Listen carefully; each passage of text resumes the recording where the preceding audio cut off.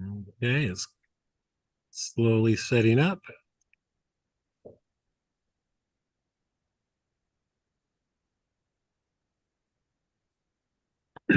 It's a good bet that we didn't live stream on YouTube this morning, but we can convert the videos that we had. Okay, well, there is a delay there, so I'm going to close this out now and get back into Zoom. So anyway, so the meetings, the presentations this morning were recorded on Zoom, so we'll convert those over into YouTube recordings later. So we have everything there. So, okay, welcome back. It's about 1:30 now. We're going to start off the afternoon section of today with Jeff Baldwin with his At the Focus Hartman test. And let me get that up on screen here. And he'll take it over. Okay. Let's get rid of this. Let's bring this down here. I wish I could figure out how to get rid of this, but oh well. Okay.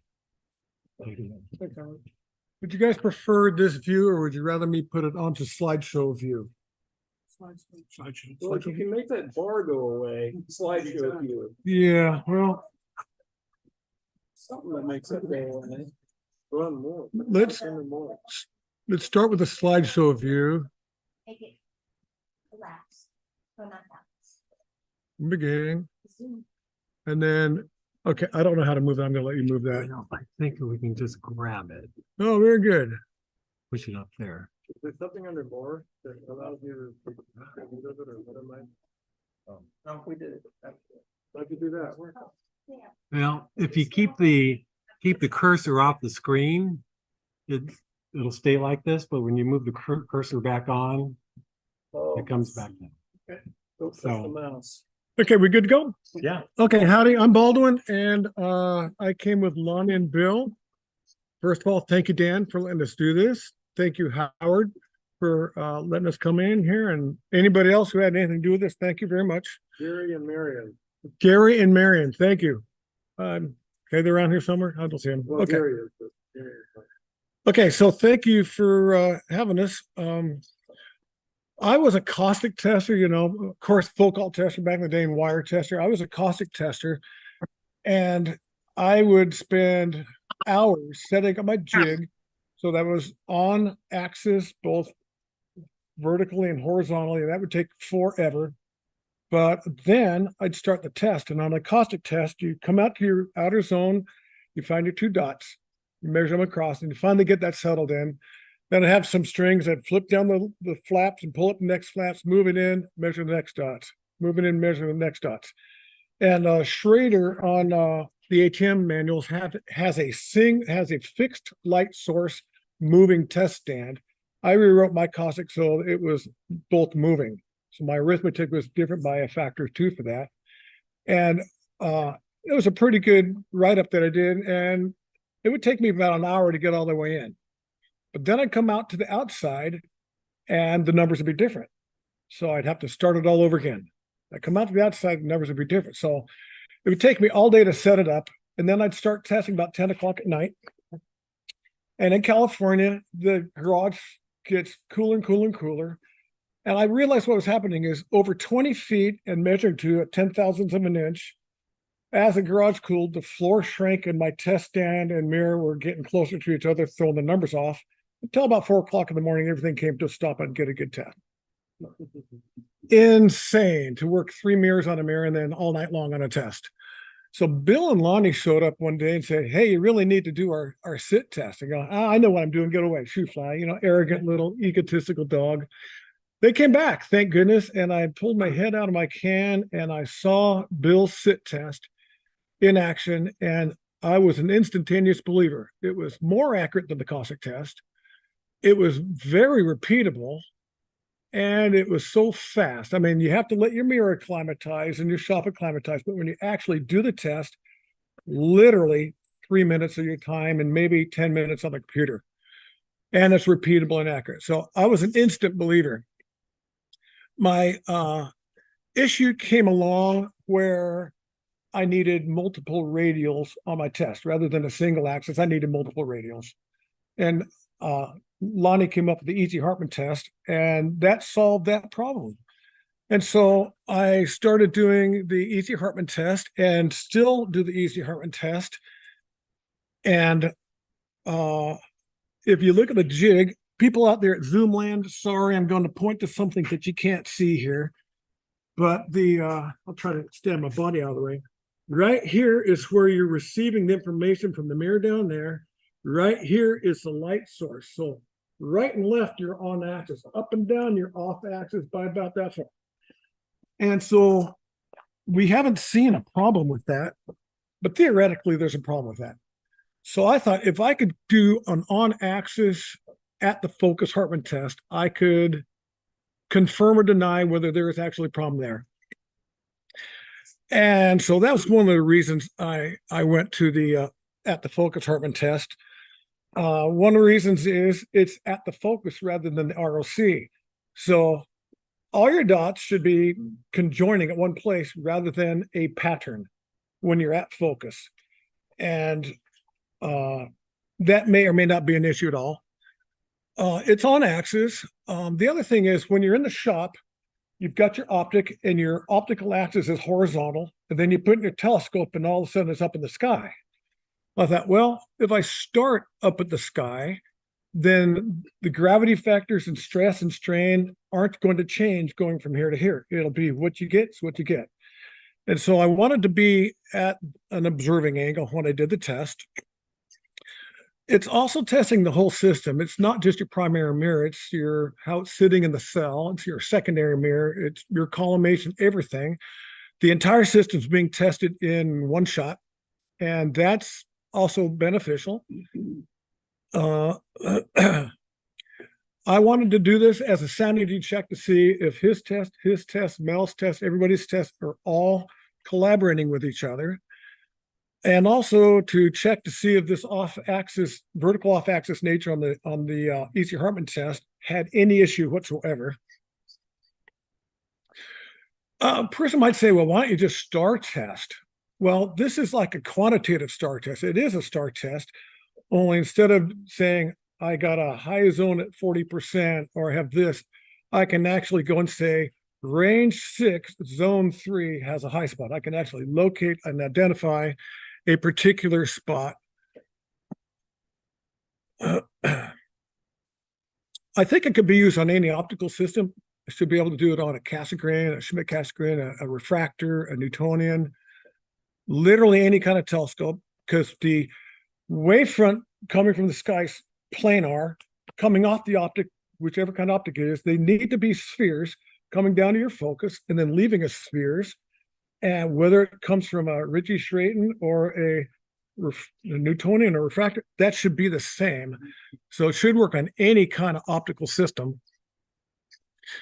I'm going to show you in a minute how I get off radial information error. And this test has to work for f2.61 to 3.6. That's my range of optics. I limit it at 2.61 because if you have an f2.61 and use a SIPS coma corrector, that brings you up to f3. And then with a 21 millimeter ethos, you've got your 7 millimeter exit pupil. So I have no intention of going faster than 2.61. And I don't like making slow mirrors, so I have no intention of going beyond 3.6. So most of my stuff is f3. Before I change slides, anybody got anything they want to throw in or correct me on or ask? Yes, I would Ron. just throw in that the test itself is probably agnostic to F number for any F number, I agree. right? But I have found a problem. Okay. And I'll talk about later, but like an F8 doesn't spread very far. So you have to go really far in and out. And an F3 goes really fast. And so now your sensor size is a problem. So there is focal ratio issues, but they're all resolvable. Yep. Okay. All righty. So before I do an at the focus Hartman test, I either lit test with Bill's test or Easy Hartman test with Lonnie's test. I razor test for smoothness. I do turn down edge test. I make sure the mirror is finished and rated to silver before I go to the energy at the Focus Hartman test. It's a little bit of a pain, and you're out at night with your scope, and you have to acclimatize and adjust. So the last thing you want to do is work a mirror from a sphere to a paraboloid using this test. That would be insane. You want to do all your shop tests and get the mirror finished before moving on to this final check thing. So you can't have turn down edge. It has to be smooth. It has to be good on all axes, and it's ready to be illuminized. And then you go ahead and move on to placing it into the telescope. So this is a rough process. The mirror is basically done. Excuse me. You must acclimatize like you've never acclimatized before, because when we're in the shop, Lonnie was talking about fanning the mirror. So when I'm doing a test in the shop, I have a big sonotube tube coming in front of my mirror. The mirror is supported well with, I consider, highly engineered support, with an inch behind the mirror. There's a fan behind it, and there's a cover in front of the sonotube and a fan in front of it, and it just trickle flows mirror air, blows around the front, around the sides, along the back, and out the back. And I have to sit there for at least an hour and a half, because this EC Hartman test is so sensitive that if you don't do that, you will get a difference in readings. Little, but they'll exist. So there's a big process for acclimatizing a mirror in the shop. Now you drag it out in your driveway and all that goes to heck on you, because you're at the mercy of God's weather out there. And so acclimatization is a serious problem. Another one that is really something you have to pay attention to is collimation. I have 3 versions of this test, and one version is where the mask acts as the mask acts as one set of data points and the sensor acts as another. And so, okay, so as the light comes down off the mask onto the mirror, the mask placement is absolutely critical if I'm going to do arithmetic with those numbers. I have an XYZ on the mirror, an XYZ on the sensor. And if my mask is to the right a millimeter, it's game over. So you're, at least on the single photo version of my test, it's critical that the mask alignment is there. So I focus the telescope with a camera. So I'll pretend that right now I'm talking about the 2 image inside and outside of focus here. So you would focus the telescope on the camera, maybe even with a Bratanoff mask, get a really nice focus, and then zero out your DRO or zero out your dial indicator. Then you can roll in, say 1.000 inches, take your photo, roll out 1.000 inches, take your photo. You now have your 2 photos inside and outside of focus. And then you would, I shoot in RAW. I would then convert it to TIFF, put it on ImageJ, run all the arithmetic like Lonnie and Bill are doing, then put it into my spreadsheet. And my displays, I have 2 displays. One of them is, okay, so like here's the optical axis. I could place an orthonormal plane anywhere I want in there and see where the dots are hitting it. And then I can move it around and see those dots converging. So one of my displays is the dot package. The other display is, I copied this from Lonnie. It's an astigmatism check. So like on zone 7, that's my outside zone. I'll take those 2 dots and measure how many pixels apart they are, how many pixels apart those are, how many pixels apart those are, and how many pixels apart those are.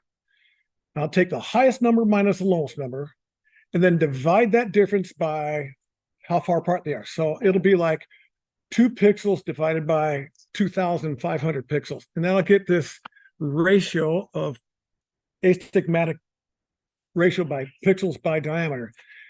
And the real question is, at what point do we say it's no longer any good? So originally we were doing the EC Hartman test with this, saying let's not have any more than 6 pixels. But if you have a different sensor size or different pixels per inch or a different focal ratio or different distance back, that difference in pixels changes. And so it needs to be more of a ratio thing.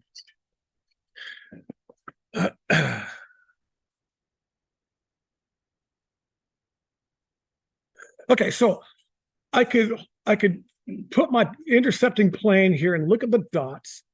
And those dots need to be straight, evenly spaced, and all pointing in the center. And if they're not, I can determine where to work the mirror to make them straight, evenly spaced, and pointing center. Once I'm happy with that, I can move my plane in, reshoot it, and then redo it. So, it's just like star testing. The closer into the focus you get, the more anomalies you can easily see. And so as I move these guys in, these dots quit being nice and square, nice and patterned for me. So, and then my display auto sizes to whatever the biggest thing. So if the dots are spread out, it'll auto size to that. I'm moving closer, the dots get smaller, it just auto sizes to that. And after a while, I have this airy disc drawn in, and after a while, they get so close that the airy disc gets bigger and bigger and bigger. And the goal, of course, is to get them all inside that airy disc. I'm making no claim that if they're all in the airy disc, you have any such Struhl ratio. I'm not making that claim at all, but it's a nice target to aim for. Okay. I hit the button, nothing happened. I hit the button and nothing happened. Let's hit that button and Dad. Problem. Let's just try that. Okay. Thanks, Rob. Try clicking your mouse and see if that advances. I don't want to advance yet. Not yet. Yeah. Okay. The buttons here are now working again. Okay, so there are 8 things to avoid when you're putting this mask on, because most of us have spider veins, a focuser, and usually 3 mirror clips. And that outside zone 7 hole will hit those mirror clips, and sometimes the focuser protrudes in there. So I tilt my mask 22.5 degrees, because usually spider veins are up and down, right and left, or they're 45 degrees from that. And if you look at this mask, we got up and down and the 45s. Mm-hmm. So I go 22.5 degrees on my mask. So if I want to match with Lonnie's numbers, I then would rotate his mirror 22.5 degrees so that the mask locations match the mirror. Yes, sir.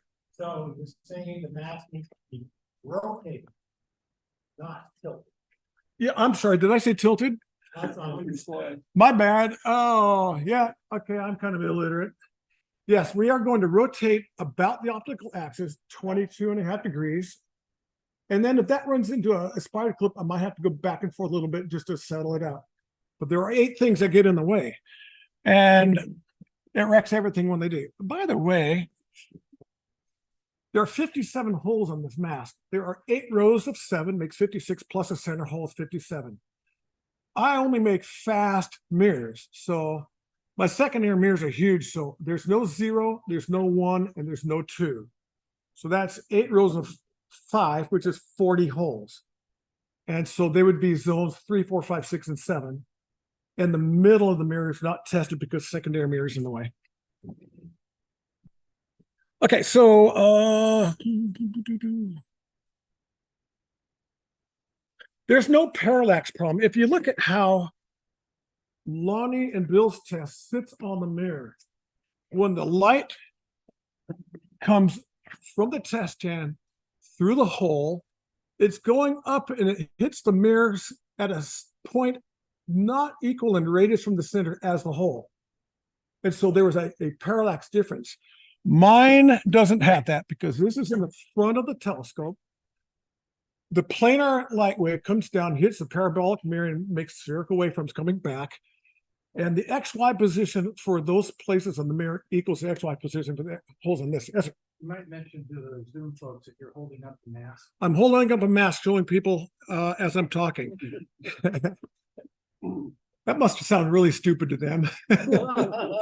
So anyway, there's no parallax problem on that.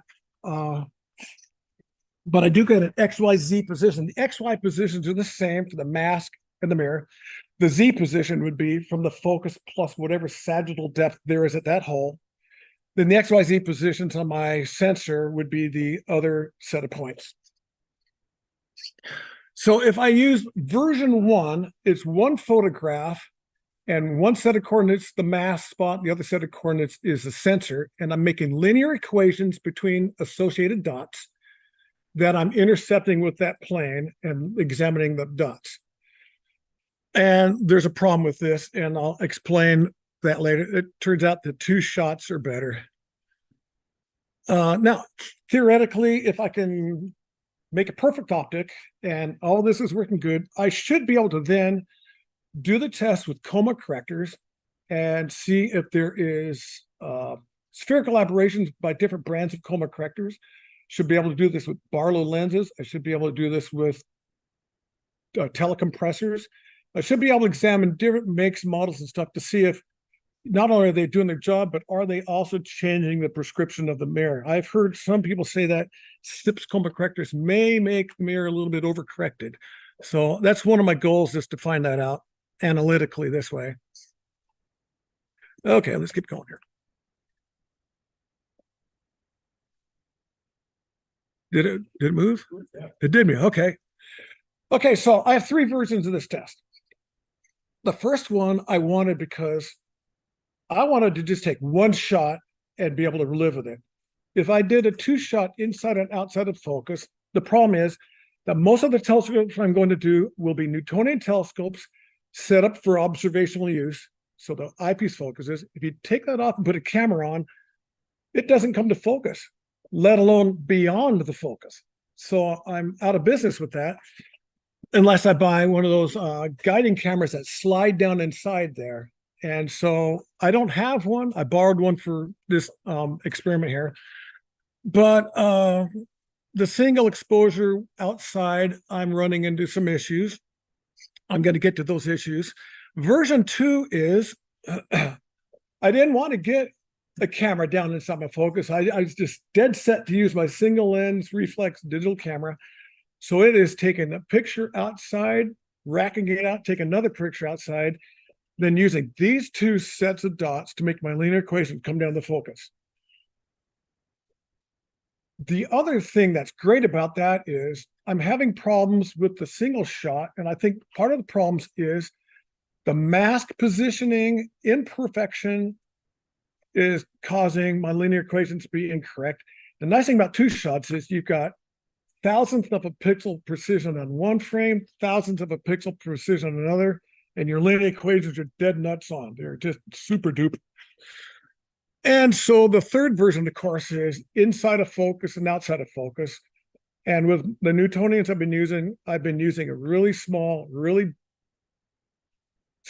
teeny tiny little sensor camera inside and outside of focus. I'm having troubles with that. So I did it another way. You'll see here later on.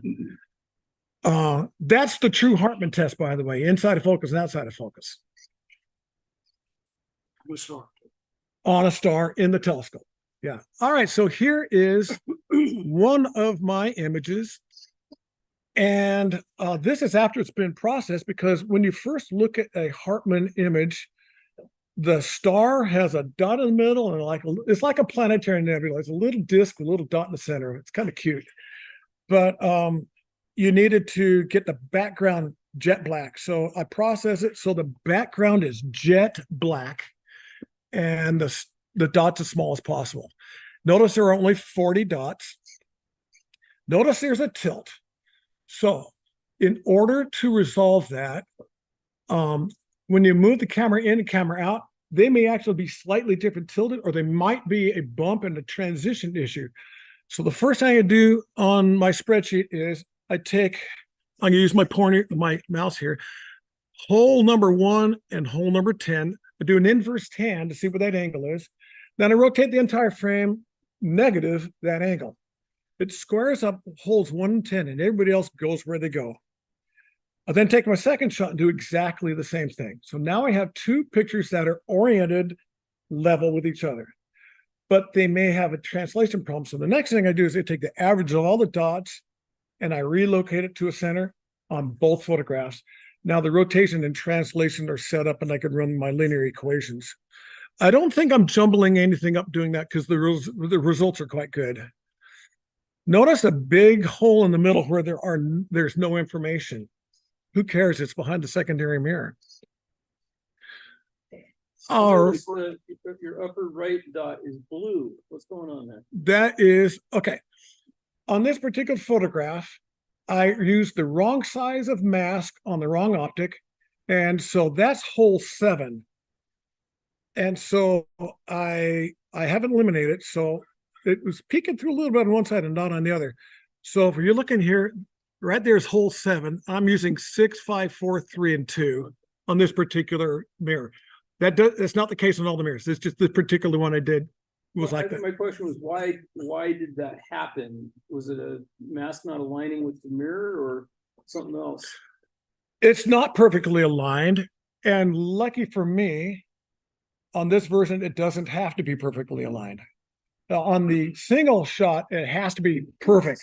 But on the 2 shots, it doesn't. Yeah.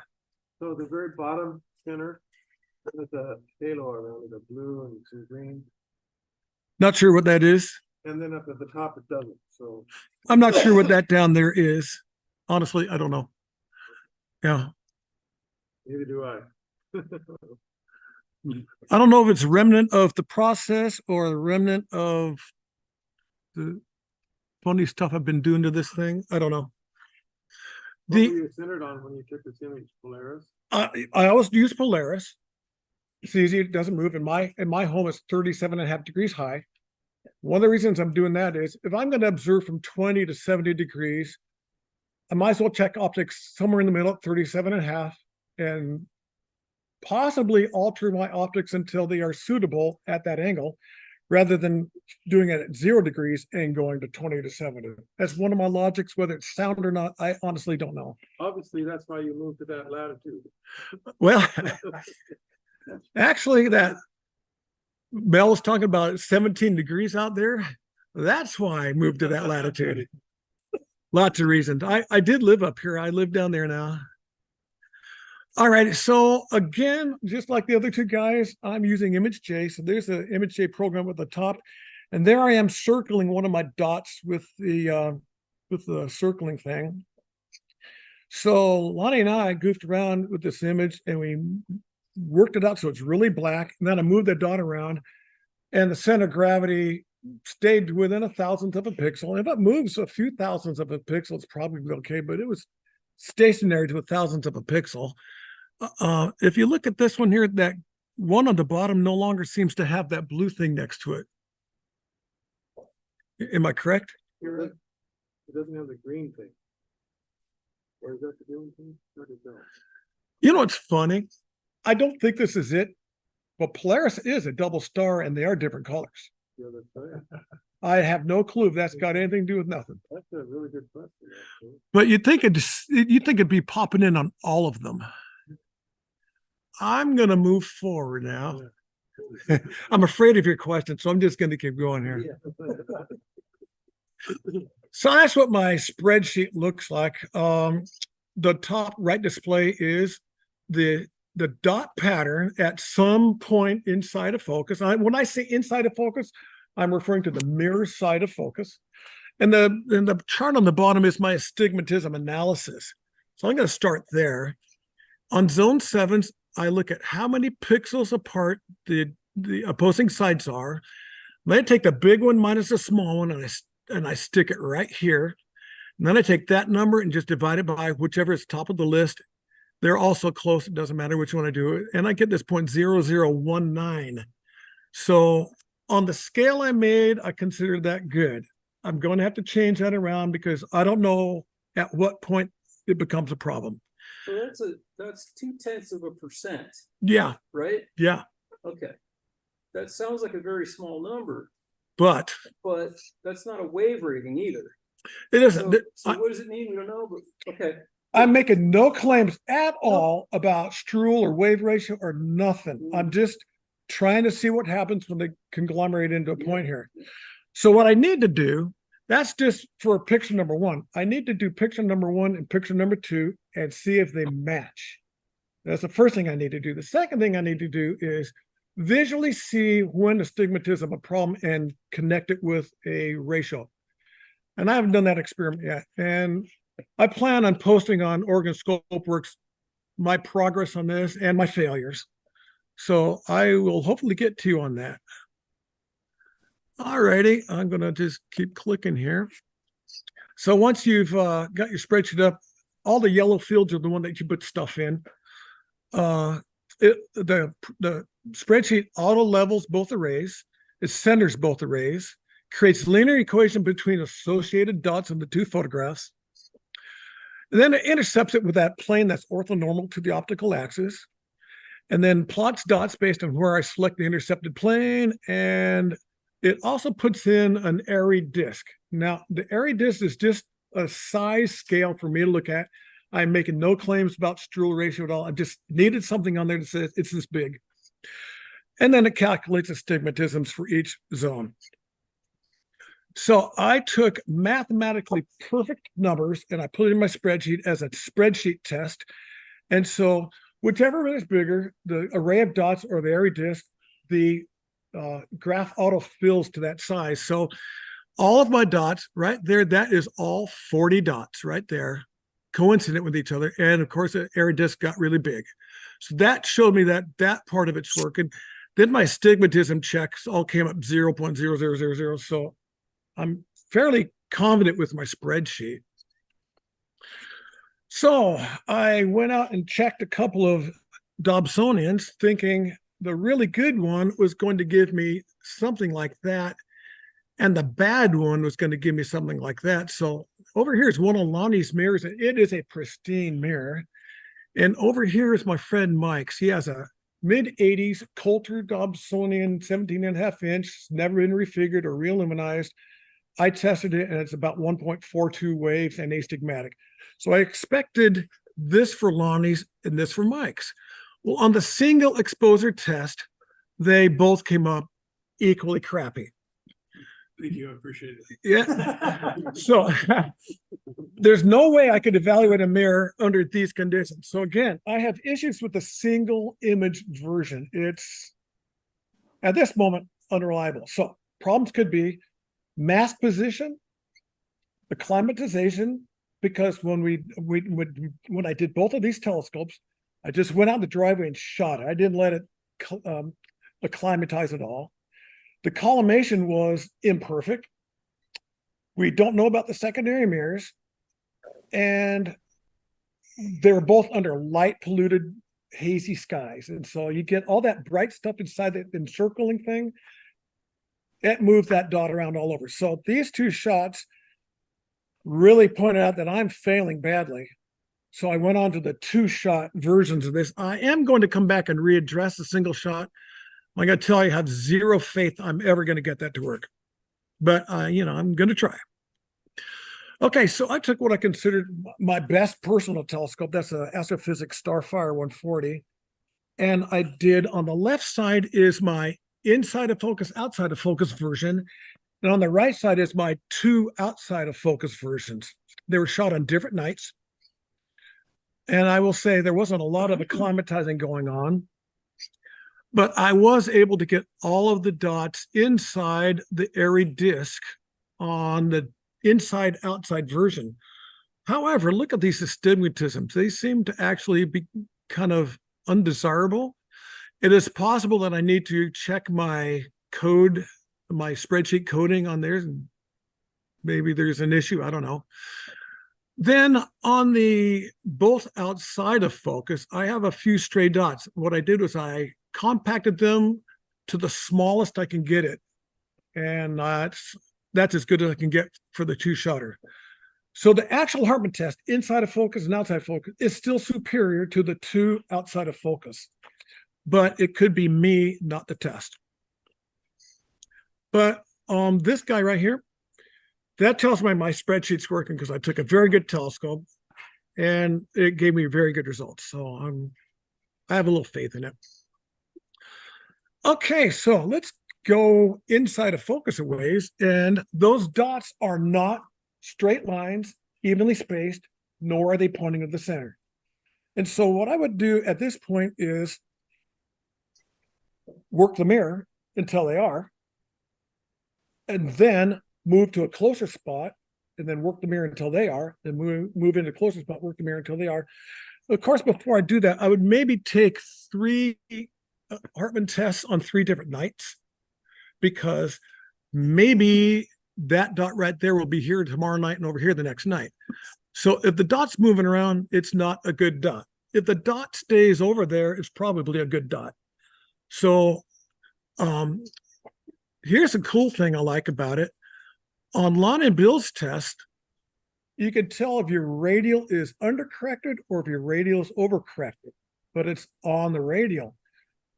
On my test, the dot can move over to the side, which means the error is actually off the radial. So I can now go in between the radials with this test. So when I'm inside of focus, you can imagine that the wavefront, let's pretend a perfect wavefront is flat. And if it's undercorrected, it's a bump.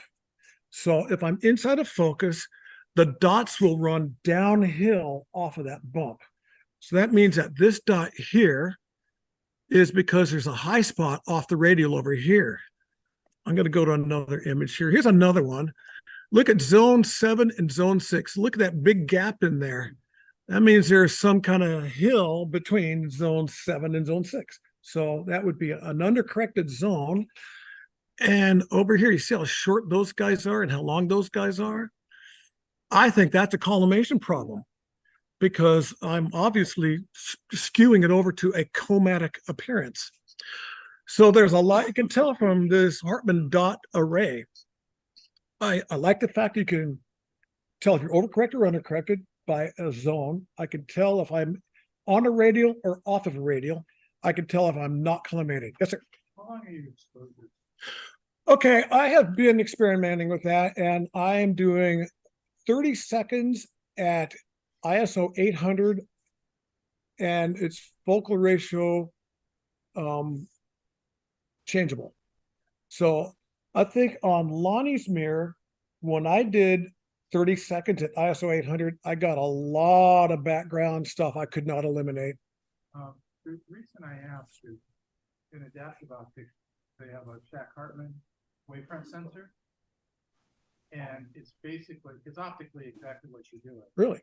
And what it is intended to do is show the distortion in the atmosphere.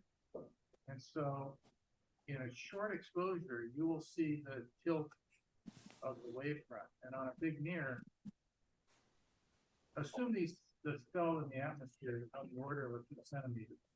You know, maybe 10 centimeters, but if you're at sea level, it's probably not 10 centimeters.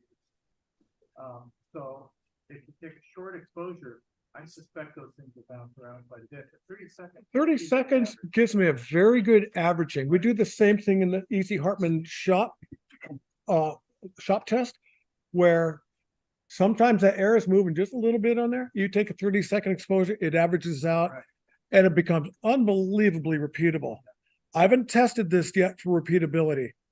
30 seconds should be okay. Yeah. But if you said it was the 30th of a second, I would have been. Well, this image here, I would definitely not work a mirror because I could tell it's off axis. So forget working the mirror based on anything I'm seeing here. Will its off axis nature cause that dot to come over and that dot to go back? Probably not, but it's so obviously off axis that it'd be crazy to work a mirror based on that image. That's my feeling, at least. Okay, so here's another one. And would you agree that you can't tell what dot came from what zone, range, anything? So you have to start far from the focus and work the mirror there, then work in closer, work the mirror there, and work in closer, work the mirror there. The goal being that all the dots are going to end up inside the circle. That's kind of the ticket there. So dot misplacement indicates error and therefore correction. By the way, I'm not going to tell anybody how to correct a mirror. We all have different ways to correct a mirror, but there are two basic logics. If a dot has moved, it's because the slope is wrong. So you can alter the slope there, or because there's a hill next to it and you can wear the hill down there. So you can either be a wear the hill down guy, or you can be the alter the slope kind of guy. They should both work.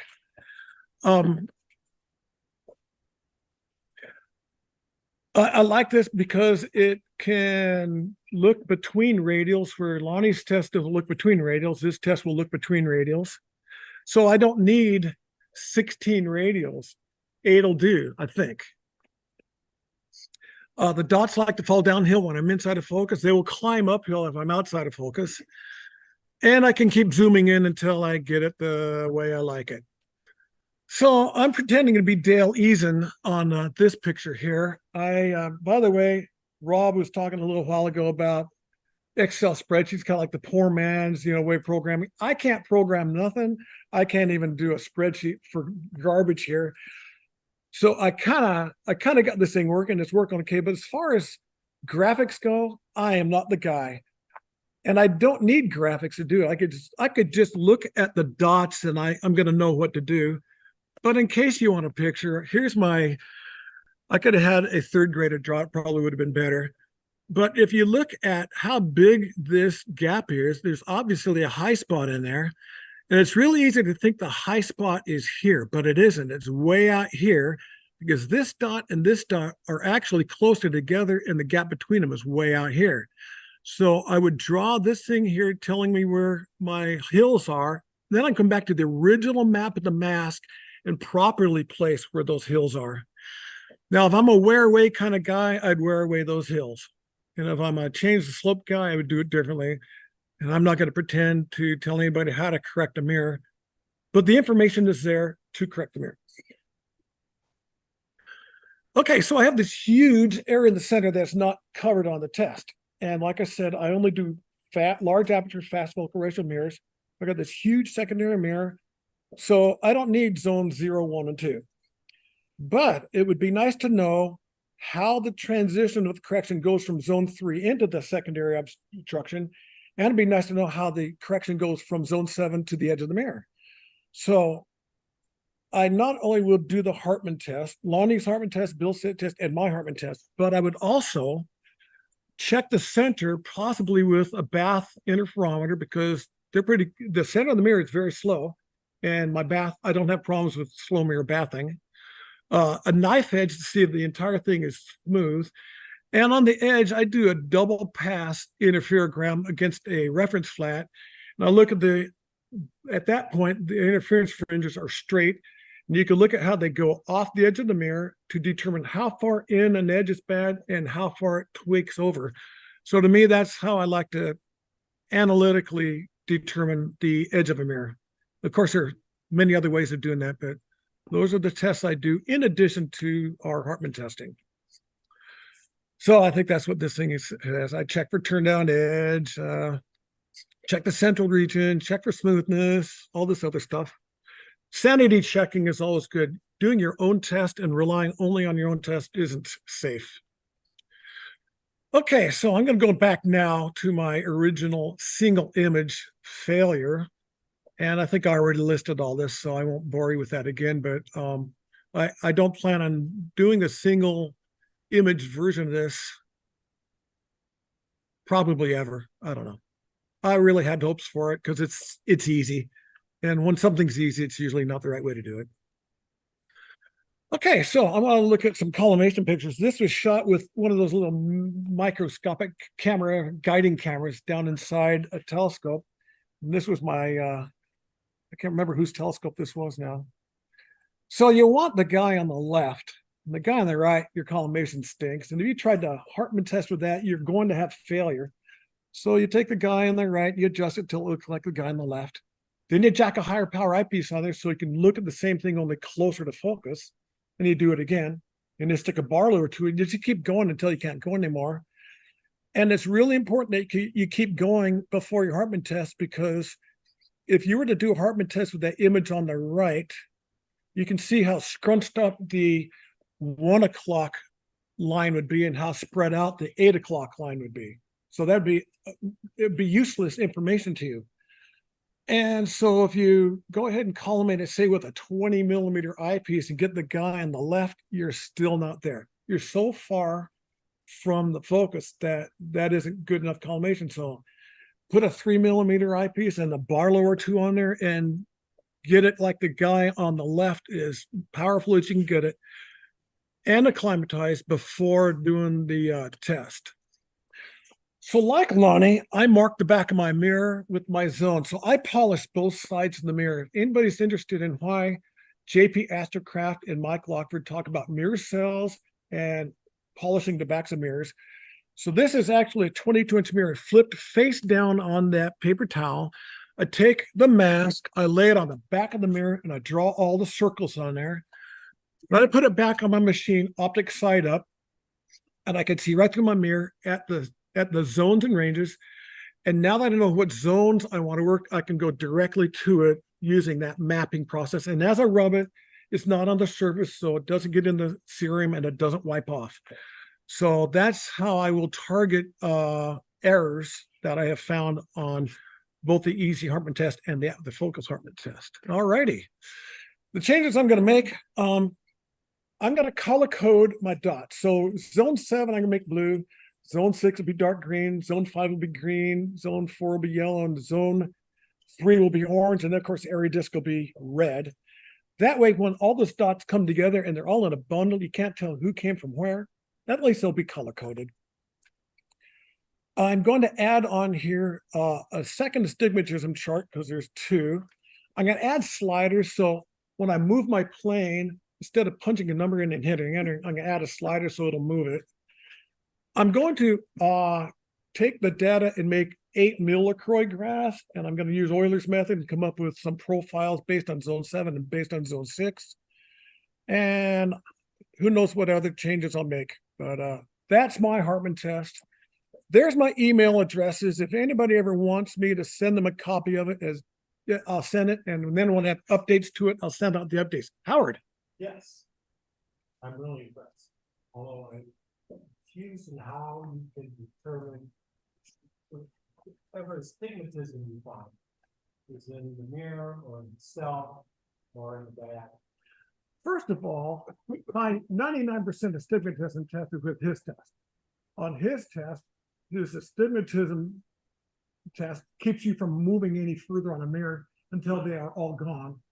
And so I'm kind of assuming that once it goes in the scope, it is astigmatic free. However, the cell itself could cause it. So I'm looking at this the numbers here, and I'm not at a point now where I can say, I trust my astigmatism chart. Give me another year and maybe I will trust my astigmatism chart. At this moment, I can honestly say from my test, I'm trusting the chart. His test, I trust it completely. So you have an independent astigmatism measurement for your mirror, Yes, and that's good. And you have a system level test, which is wonderful. And earlier you talked, I asked you about that ratio, right? Yeah. You're going from end to end. You take all of your outer points, all your zone 7s, and you get this ratio. Yeah. And I was looking as you presented, and I didn't see what I was hoping to see. what was that? Get the ratio for the endpoints of each of you got 4 axes, right? Mhm. It's the change in those ratios that is going to indicate your astigmatism, still as a ratio. Mhm. Right now, you just got a number. You don't know where the astigmatic axis is. I do. Oh, I'll show you. show me. Sorry about that. I was going a little too quick through that slide there, Yeah. but here we go. Axis 1, axis 2, axis 3, axis 4. That green guy there, 2783, that's the long one. And this red one right there, 2761, is a short one. So for zone 7, I have a long one and a short one. Green is long, red is short. I see. For zone 6, same thing. Zone 5, zone 4, zone 3. So we have Actually, we have- green is short and red is long. red is long. The bigger the numbers are, since they've already crossed, the shorter the radius curvature. So I would say, looking at this chart, that axis 3 sticks out as long, and On zone 7? I'm looking at all 4 axes. Oh, I see what you're across saying. All the zones. Yes. And what would indicate clear astigmatism if it was always axis 3 being long and Exactly. always axis 1 being short? Exactly. And you don't have that, which indicates that you have an irregularity problem, A bumpiness. a bumpiness. But the question is, what's the amplitude of that bumpiness? And it's about that big. It's really small. Yeah. Yeah. So it's not even right to call it astigmatism at this scale. Right. Wouldn't It's- that be more like a second degree astigmatism? Talk about higher order terms and all that. Yeah. But roughness, bumpiness, Sure. irregularity, Mhm. in more broad strokes. But would you agree it's better than a star test where you say, oh, it's blanket term, astigmatism. Yeah. Now all of a sudden I have localized You have error localized analysis. Error, and they change across which axis you're looking at. Now, if I go and I work range 3, zone 5, that astigmatism for range 3 will now be a different number. Yeah, yeah. So I'm kind of hoping that as the mirror gets cured from these anomalies, that those numbers get closer together. Well, except that, as we just described earlier, that's not the mirror, that's the system. Like, exactly. And you're not using this, you introduced it as saying, you'd be crazy to use this test to figure a mirror. Exactly. So, So that's why I would What do- also take my secondary mirror out, put it on my interferometer, and it doesn't go back in until those bars are straight, Okay. evenly spaced, and parallel. so given now a mirror that passes the easy Hartman and a secondary that passes an interferometer test, and you put together the system and you get numbers like this, what do? I don't know, but the idea is that we make these beautiful mirrors, we stick them in telescope, and what if it sucks? So now we have jumping off place. Well, let's fix the cell. Let's fix the acclimatization. Let's fix the draft. Now Let's you're get rid of the heat tube along the top. Now you got. Let's get all this stuff. And if I take care of 19 things and I still see a consistent anomaly, if you look at there, range 2, zone 6, would you agree that that's out of line? If I take care of everything and I Hartman test this guy 4 times, that guy is still there. That's on my mirror. Well, yeah, but. Okay, I got you. And you've got another test in your pocket that you're doing in the shop. Yeah. That isn't giving you that error. Well, maybe it is, maybe it isn't. Yeah. This telescope here, forget this telescope here. Yeah, If I get done with Lonnie's 8 radial tests and those Mueller-Croyd graphs are all right down the middle of the line, yeah. and then I put it in my telescope and it looks like this, it's like, how did that happen? Well, you got a cell problem or Yeah. or all these other things that you. listed. Exactly. Okay, Yeah, I'm Dan. clear. Thank you. Would it be advantageous to put the camera at the prime focus in the center of the light path? It would be if I were mechanically as sharp as you, I could probably do that. I would have to, okay, so one of my reasons of doing this is what if Bob says, hey, I want you to check my scope. I don't want to tear his telescope apart and install a camera up front and all that stuff. I want to be able to put it in right into the focuser and see what you get. That would also eliminate the secondary mirror as part of the problem. So that might be good for a mirror maker. I know that the guys at the Ferguson Observatory put a camera at their prime focus, but they weren't doing Hartman with it. But for me, I want to put it in the focus, do my shooting with the minimal amount of impact on the scope, and then try to analyze what's wrong. But yeah, that would actually be a mirror only analysis. You'd still have your climatization and your atmospheric. Your environment is probably 90% of the problems, but that would work very good. Oh, this reminds me, if you shoot this way or shoot this way, you've got a image flip issue that you have to keep track of. So one thing that I do on my masks is I put another hole right here on my mask. That way I can hang it without using one of my other holes. And then when I take a picture, it's a reference to tell me which way is up and which way is right. Brilliant. So that helps me. So if I get an image flip, I can remember to flip that before running the process. Brilliant. Have you thought about doing this in a double pass autopollinator? No, I haven't. And let me breathe on this one for a couple of years first. Sure. Yeah, but I love autocollimation testing. That crap is awesome. But yeah, give me a while and keep asking me. I'm gonna ask you in 5 minutes. Ask me in 2 years. Yes, sir. So you transfer those poles with the marker to the back. I'm sorry, I can't hear you. So you transfer those poles to the back of the mirror, the console of the mirror. Okay, so if you think that about it, this mask, sorry, Zoom people, I'm showing something, you can't see it. I got this mask at the front of the scope. From the star, the waves are planar. So they go parallel rays. They hit the same XY position on the mirror as this mask. They also have a Z coordinate because of this adjuvant. And then they come back in their conic trajectory back to the focus. But the XYs here are the same as XYs here.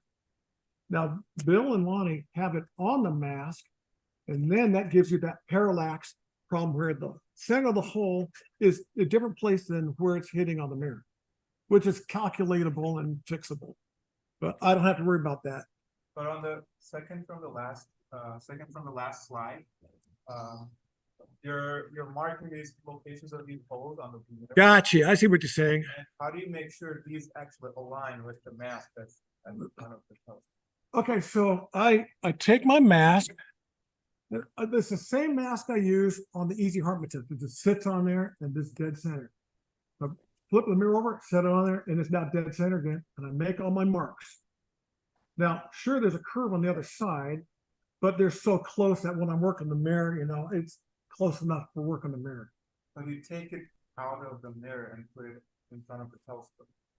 Yes, what I am testing with the at the Focus Hartman, I don't use these hangers. I have two things on the scope with bolts on them. Then this guy has two things coming down. It sits on there, and I push the two until I can center the mask up. How do you know if the mirror is not rotated? Okay, so first of all, it goes on like this, not like that. And then I set my camera to 6,400 in 2 seconds. I take a test image and I look to see the holes. I look to see how they're getting around the secondary mirror, stuff like that. And so centering is a real problem. I don't need to center it with version 2 and version 3, but version 1, it has to be centered. And I think that's one of the reasons why I have bad outcomes with version 1. I am going to abandon that, to be honest with you. Any other questions? Any questions from Zoom land?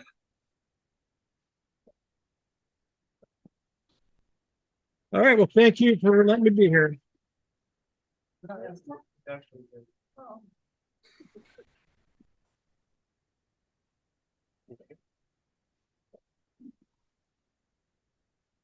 I'll take. Yeah, I'm gonna let you do an eject on that. I hope that was worthwhile for everybody. Oh, I'd say so. Yes, thank you.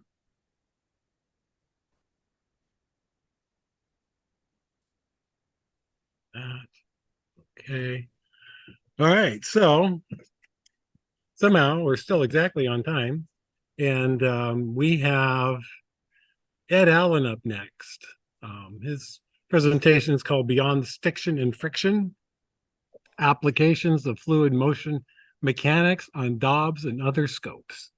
Now, as it happens, Ed gave a version of this presentation at the Oregon Star Party in July. And it blew me away. And I would imagine that it will blow many of you away as well. So I am going to enable his screen sharing. And Ed, are you there? Hello, I see your name on the screen. I'm here, Howard. Okay, there you are. Okay, so you're up. Let me know if you can share your screen or not. Okay. Let's see here.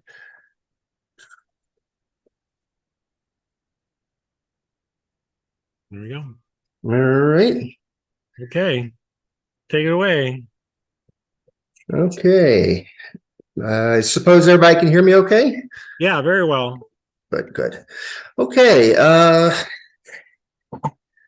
Thanks, Howard, for the introduction. And after the past 3 or 4 talks, I feel like this is going to be really easy stuff here. I feel like a Captain Obvious, I suppose. Not really. Don't worry about that. But this is really intended for a wide audience, and I've tried to put together something that'd be easy for many amateur astronomers at all levels to be able to implement if they wish. So today's talk is called Beyond Stiction and Friction, and what I'm going to do is introduce another method of controlling manual telescopes. I'm mindful that I'm providing a alternative to the inertia of all the traditional methods that were introduced 50 years ago or so. And one of the things that occurred to me is it has to meet 3 criteria. It cannot be any more expensive, preferably less expensive than the current methods. It has to be at least as easy to implement on average.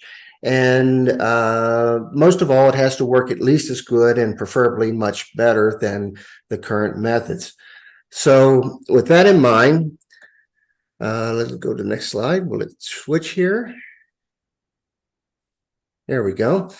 What we're going to do is move on from the sliding surface model or the tribology model, which everyone knows is materials we've used in the past like ebony star and Teflon, etc. And what we're going to do is go in a little different direction. This is our tradition we've used for many, many years with the Teflon pads and the bumpy little sliding surfaces and whatnot. And those materials produce, I need to move my window here. This is kind of blocking me. There we go. The friction model that we've used here, which is the stiction friction model. It's also the slip model, and we're going to be moving away from this. So just forget about this particular slide, except later on I'll kind of reference it against the hydraulic or fluid model that we're going to be moving to. It worked. Okay, so today's talk, I want to kind of put some brackets around it. The candidates are manual telescopes only, and I'm not going to cover tracking or go-tos. But at the end of the talk, if there's time in the question and answer session, I'll be glad to discuss this a little bit if somebody brings it up. There's a couple of technical reasons, and I think one of them you'll pick up immediately, you already know, and the other one may be a bit of a surprise. There's a couple exceptions to the manual scopes limitation. One is Dobbs on equatorial platforms. This will apply to those. And if anybody out there has a clutched or a two-state scope, it'll also work with that.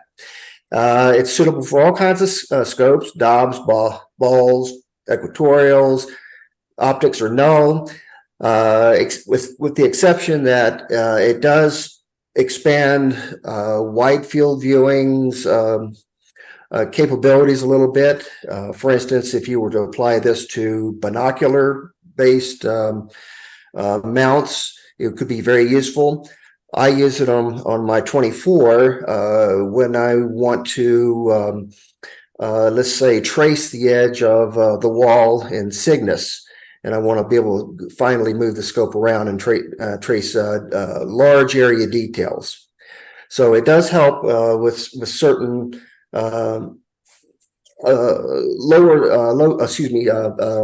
very fast optics with wider fields of view, but it works for all scopes just as well. Okay, so I'm going to introduce you to a new category of devices here. These have been around for quite a while, and on the right you'll see that there's a number of terms that are used to describe them. And in most cases, you'll see that it looks like there's reducers and dampers and things like that, absorbers, but that's not the only way they can be used. And on the left here in this image is some of the units that I've been testing. I think I tested about a total of 22 of them in a couple of scopes, and I'll show that to you a little later. But they come in all sizes and all varieties. And to give you some idea of their sizes, where's my camera? There we go.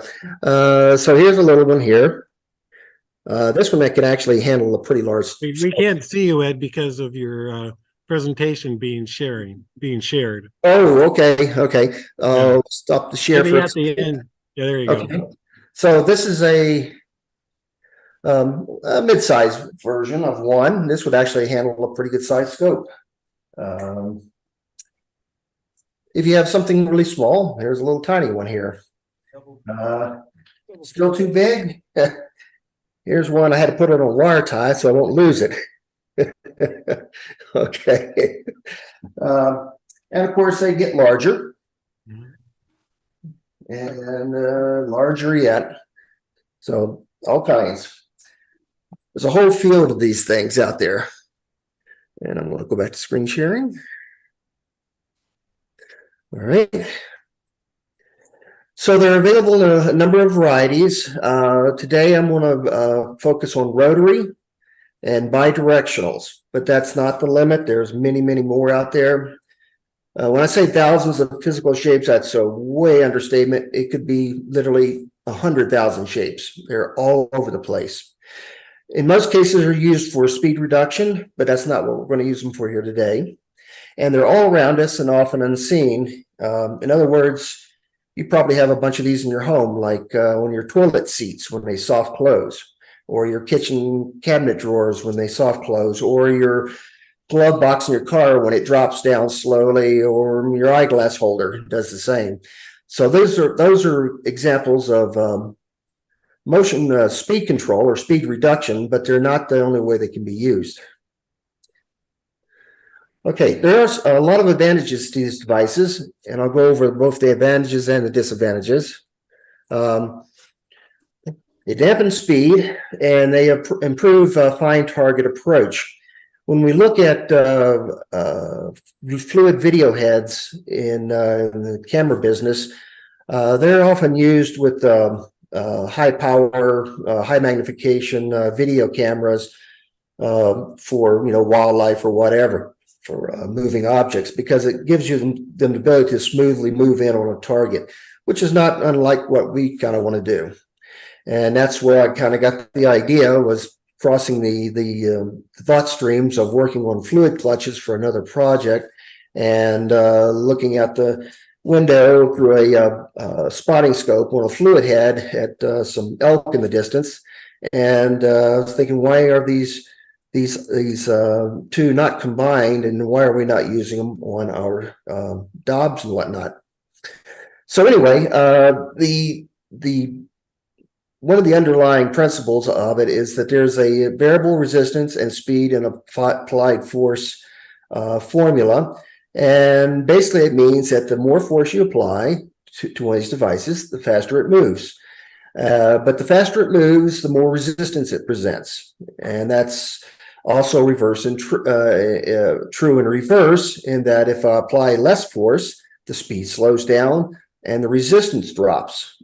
So it's sort of like a negative feedback circuit in electronics.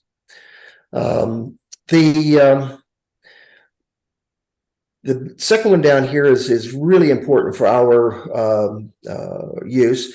And if you recall back, I showed you that sawtooth pattern of stiction to friction and transition states going back and forth.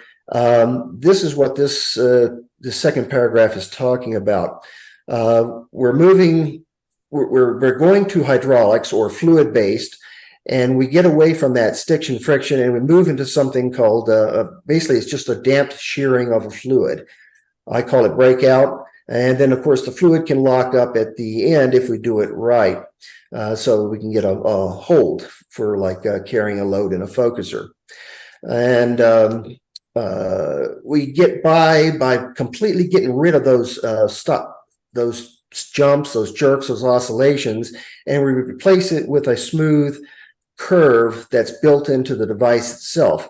So you no longer have to worry about tweaking a scope design to get the stiction friction as close to equal, if that's your goal, as we used to. In other words, it's all been preordained by the internal curve of the devices we're going to be using. So that whole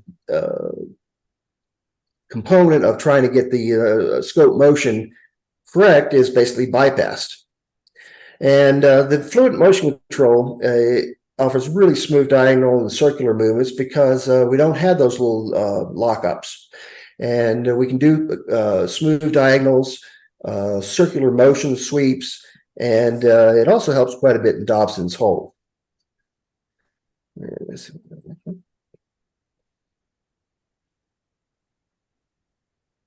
There we go. Okay.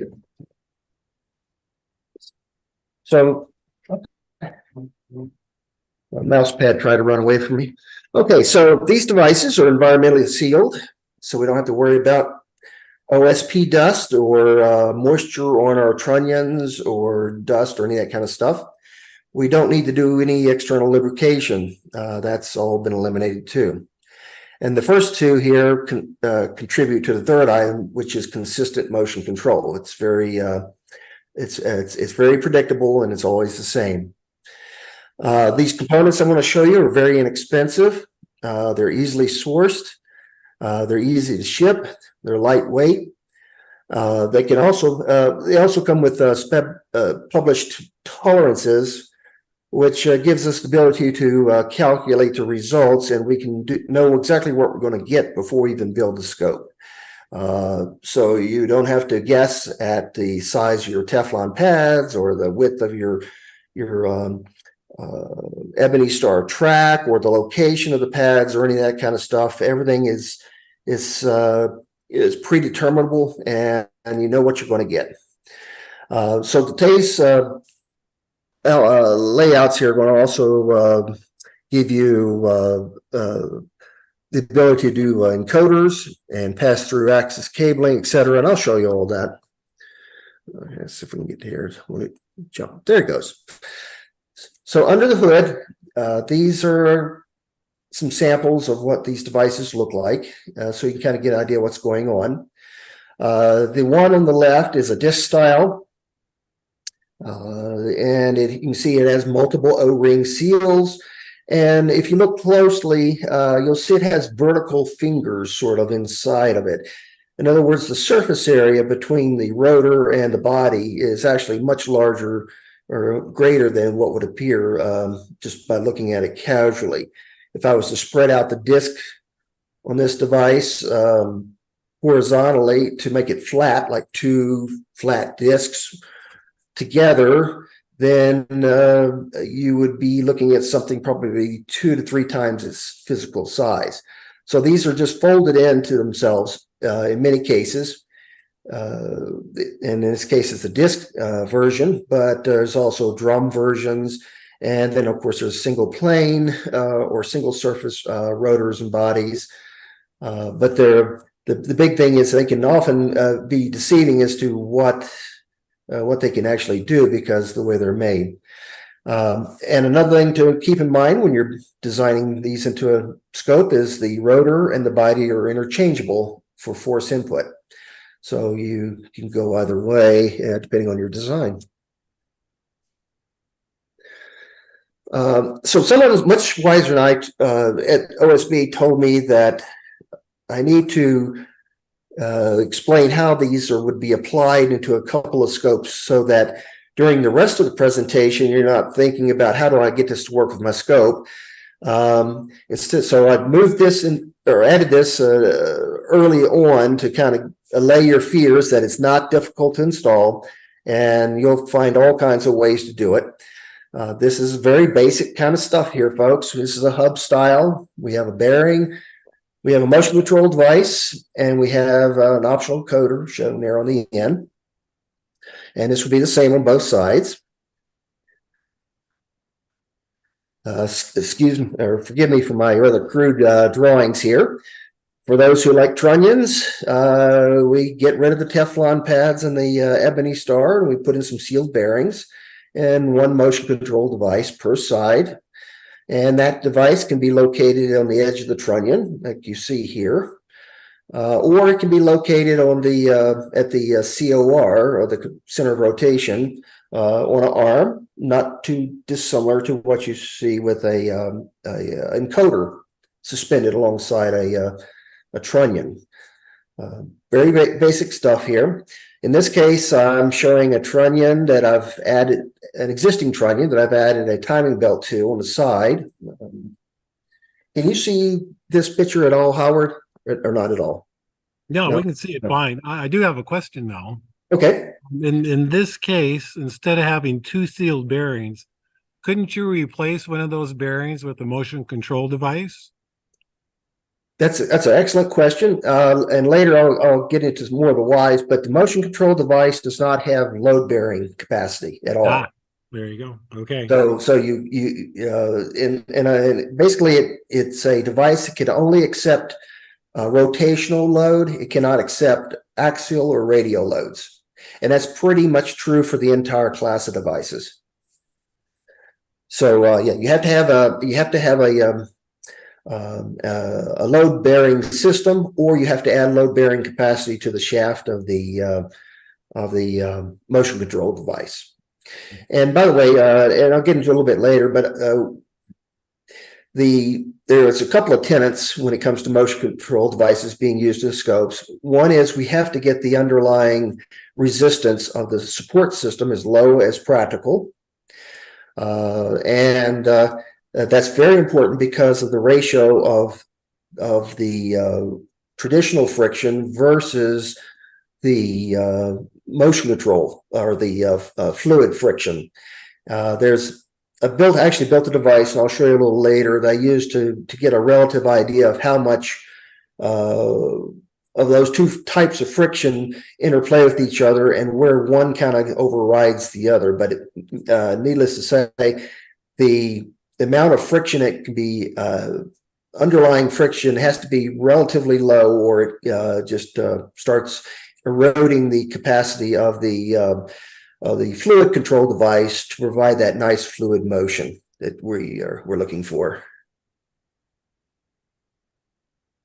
Okay, here's another one here for an example. This is kind of like yours, Howard, where we have a couple of roller bars, and in this case, one single motion control device can do the whole scope. A little extra flexibility notes.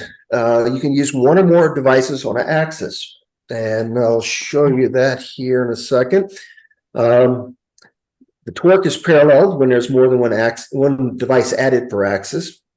And also you can mix and match to some degree the values of devices. Let's say you use the formula I'll show you in a bit, and your result is 5 Newton meters. And you are looking at the manufacturer's catalog, and you pick a device, and it says this one's only available in 1 through 4 Newton meters. So you wouldn't want one side being 4 and one side being 1 necessarily, because that would mean that one side would be providing most of the resistance to motion, and you might be torquing the structure of your device a little bit, of your scope a little bit, but you might want to pick a 2 and a 3 to get your 5. So you can go on and off axis, and I'll be showing that too. Off axis includes trunnions and roller bars, and in all cases, of course, encoders and cabling are supported. I used some low-cost G2 timing belts and gears for rack and pinion. I'll show you how to do that. And that might be useful for anyone who has an existing trunnion base scope and wants to improve the motion, but they don't want to rebuild their trunnions.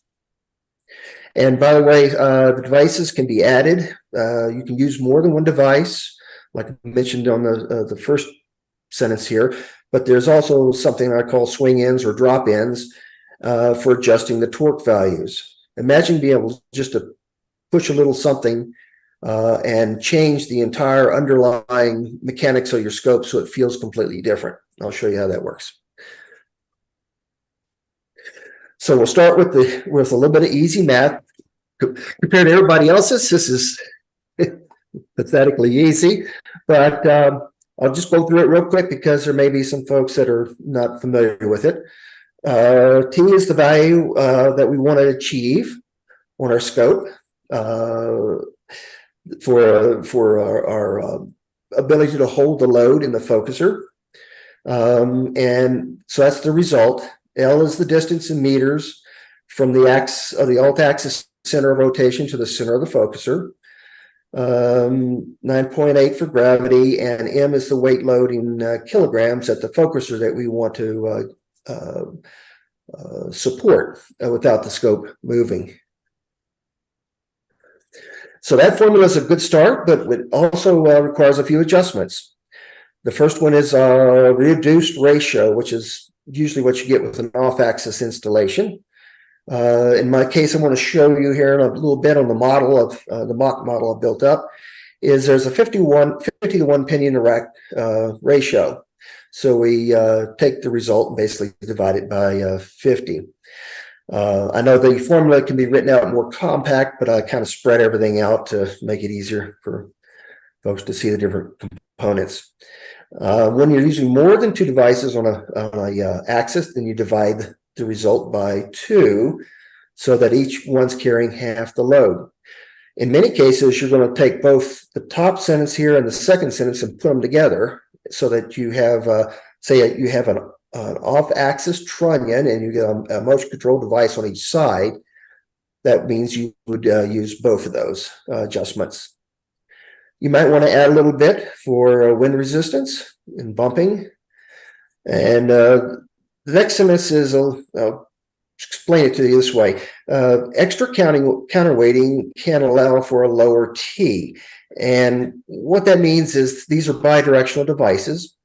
So if I size it so that my focuser can have a kilogram of load, if I have the scope perfectly balanced, and I add a kilogram of load in it, that it won't drop. It holds its position.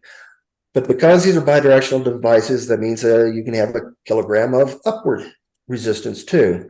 So if you shift your counterbalance a little bit, you can increase your downward capacity of your load in the focuser. So you might have a ½ pound in the upward direction and a pound and a half, or sorry, half kilogram in the upward direction and a kilogram and a half in downward direction. I'm still in that American nightmare zone here.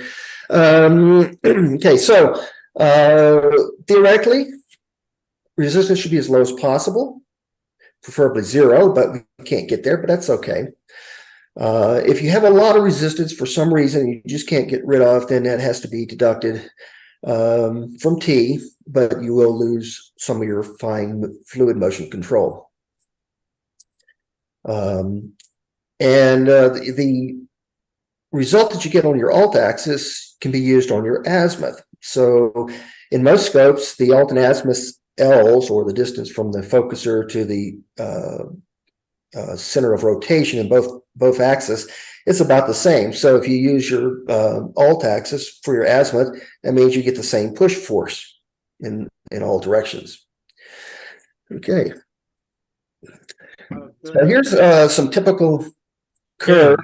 Yes. Excuse me, Dan has a question. Yes, Dan. On your altitude axis, wouldn't that change depending on your altitude by like the sign of the altitude?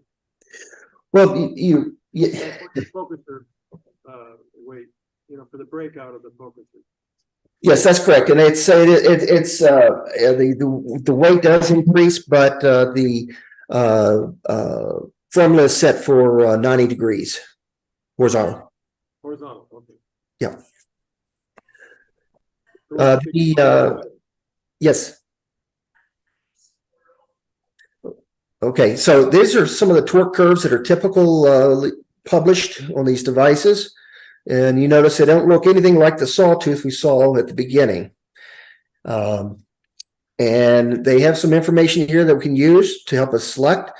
But notice I've written on here some yes and no's. So the no's represent the rated torque of that device. So if I look at the device on the left, I got a red X above 20 on the rotation speed, and then come off across here to the torque. It's approximately 0.2 Newton meters.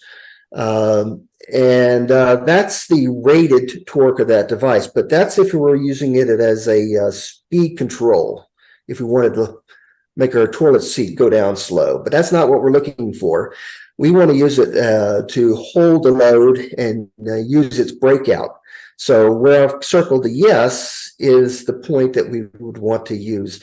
So in this case, if we calculated T and it came out to 0.08 Newton meters, then the one on the left would be suitable. And the same thing on the right. The rated torque of this device, the one in the blue box, is approximately 1.2, I think, Newton meters. But we would use this if our T came out to say about 0.4 or 0.5 Newton meters. So this is very important that we don't use the rated RPM, we use the breakout point of the curve. When I'm here, we'll look at the bottom left hand. This is the temperature characteristics. Fluids get stiffer when they get cold and a little more fluid when they get warm. As you can see, the curves are pretty flat. And in my experience in testing, which I'll show you a little bit, this slight difference is basically non-detectable by human hands and human input. It has to get to be pretty darn cold for it to start stiffening up. But you can see it's a pretty flat curve. There's some limitations here that you need to know about. The first one Howard asked about was them supported input shafts. It's very important that we only do rotary loading. You can couple these with inline couplers to a shaft or a friction wheel if you want to do a friction coupling, a belt, for instance, as long as you have some external bearings to carry the load, the axial and radial loads. And the better job you do at that, the longevity goes up. Not really a limitation when I say possibly decades, but hey, it's a limitation. Disc devices. Let's see here. Yes. I don't know. I guess you can't see it. I'll show it to you later. The disc devices with square input had to be really tight and snug, or you'll get some slop. And as a slight note, if you wish, you can select your torque at maximal anticipated operating temperature. That ensures that you'll have plenty of holding capacity at the focuser for the device as the temperature up into upper operating temperature range. And my recommended low temperature limit at this point is 0 because that's where I tested it last winter outside in the snow. Okay, so these devices have been tested. A couple other concerns. Some people think about, well, they do contain a fluid. What happens? Well, they have O-ring seals, and they can be used in any orientation. Again, longevity is highly dependent on proper force application. They use stabilized silicon-based fluids. They actually look more like a grease. So they're very stable over time. And there's some specs about cycle rates that might get people excited. You know, things like max conditions. And one of the tests that I ran on the 24-inch was taking devices, and let's see if I can find one here. Yeah, I have some here to show you. And I installed it on the 24 with a 34:1 reduction ratio. So that means it spins 34 times for every spin of the scope on its axis. And I ran it up and down 20 times, full extension, horizontal to vertical, back and forth, no stop, as fast as I could. And at the end of that, the temperature increased approximately 9 degrees at the surface of the motion control device. And I don't think that's a way anybody would use the scope, moving it as fast as they can up and down. But at that kind of rate for that number of oscillations, that was 20 oscillations up and down, full cycles. Excuse me, Ed, Dan has another question. Yes. F or C? I can't hear you, Dan. Celsius or Fahrenheit? Oh, I'm sorry. That was Fahrenheit. I'm in that American Twilight Zone. Okay, so here's the other important math to consider, and that's cost. These bearings are dirt cheap, you know, $1.50 a pop for the sealed machined, don't get stamped, but machined bearings. The sealed flange bearings are slightly more. The rotary motion control devices are about 7 to 12 per device, depending on size and capacity. There's some that are a little more expensive, but I wouldn't expect those to be used until you get to scope the size of, say, I don't know, a 36-inch F5 or something like that, something really big. So the rough total for most scopes would be to $20, $40 range. So not very expensive. I've tested, like I said, a number of these devices, and here I've provided this tile so that you can go back and refer to it later if you want to look into this. These are a number of devices under a couple different manufacturers or distributors' brand names. Each of these ones that are bolded are available in 2 to 6 torque values. Using my relatively limited number of data points, I've sort of categorized them as to which size scopes they might be useful in. And I have a warning in yellow about one particular series that's not suitable for our needs.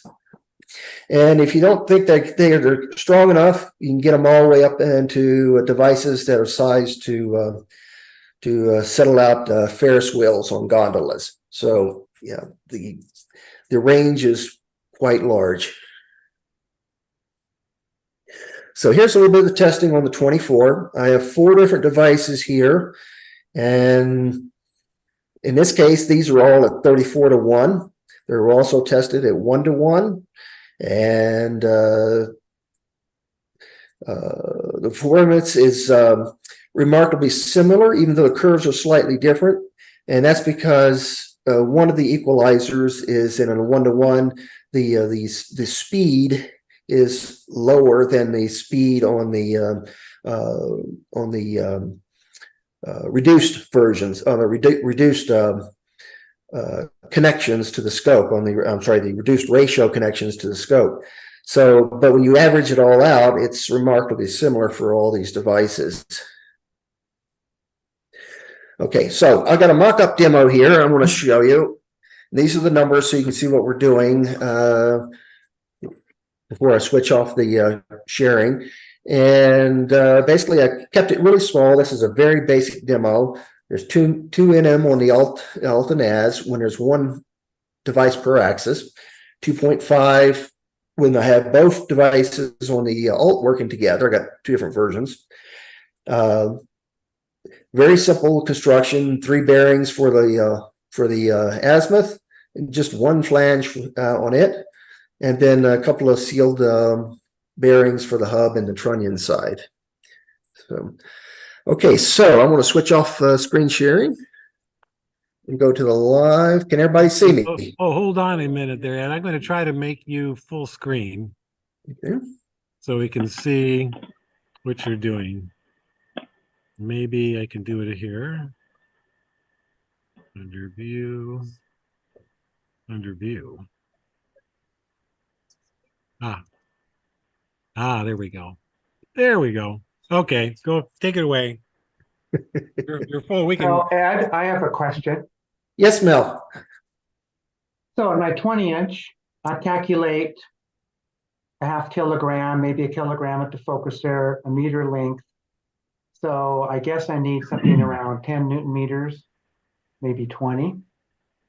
So having not built the scope, I'm in the ideal position to either put one of these devices right on the altitude axis itself, and then just build a fork arm up to it, since the center of gravity is going to be very short. Or I can do a trunnion. The second part of my question, besides the first part being what would you recommend, is that the scope is big enough where I will grab the upper end next to the focuser, and that will exert a torque. So am I better off with one of these devices on the eyepiece side, or can I split it across both sides of the altitude axis? Okay. I'll answer the last part first. So I always recommend, if you can, to put 2, 1 on each side so you don't torque your structure. If you have all your resistance on one side of the scope, you might be able to get away with it if it's a tube, but if it's a truss or some other kind of construction that's open, then you would probably want to have 1 on each side, and that's where we divide the T by 2 so that each one's carrying 50% of the load. As far as trunnion versus hub, that's a good question.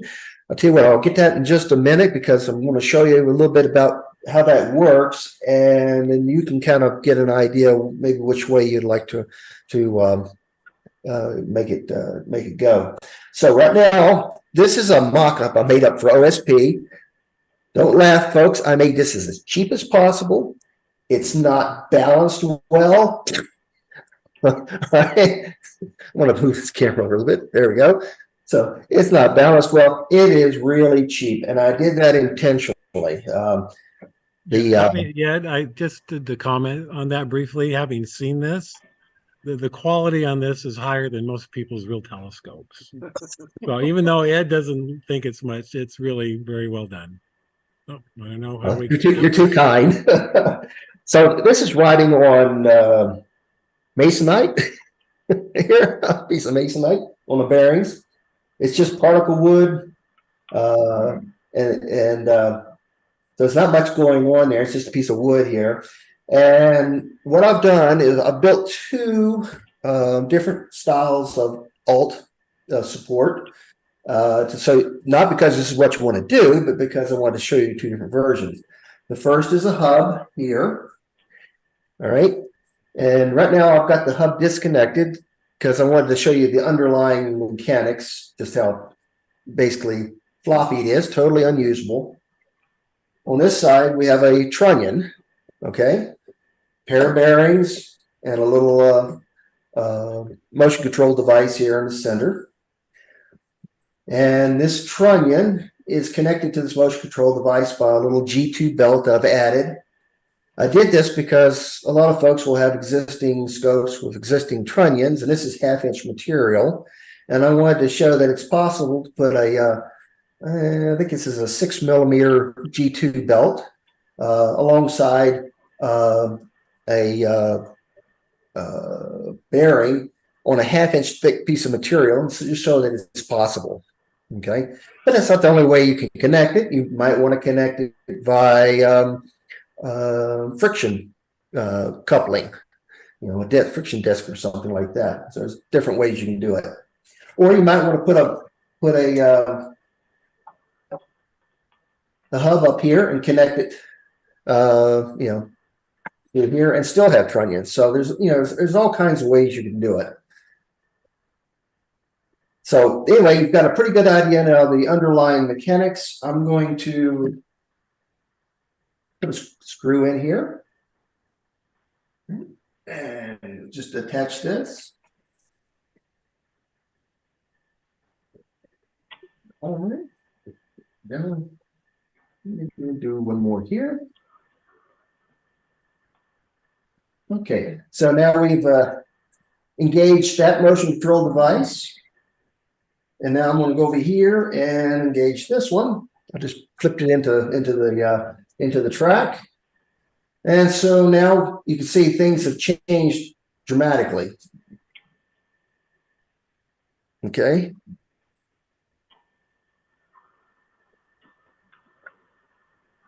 Okay. Beautiful. Wow.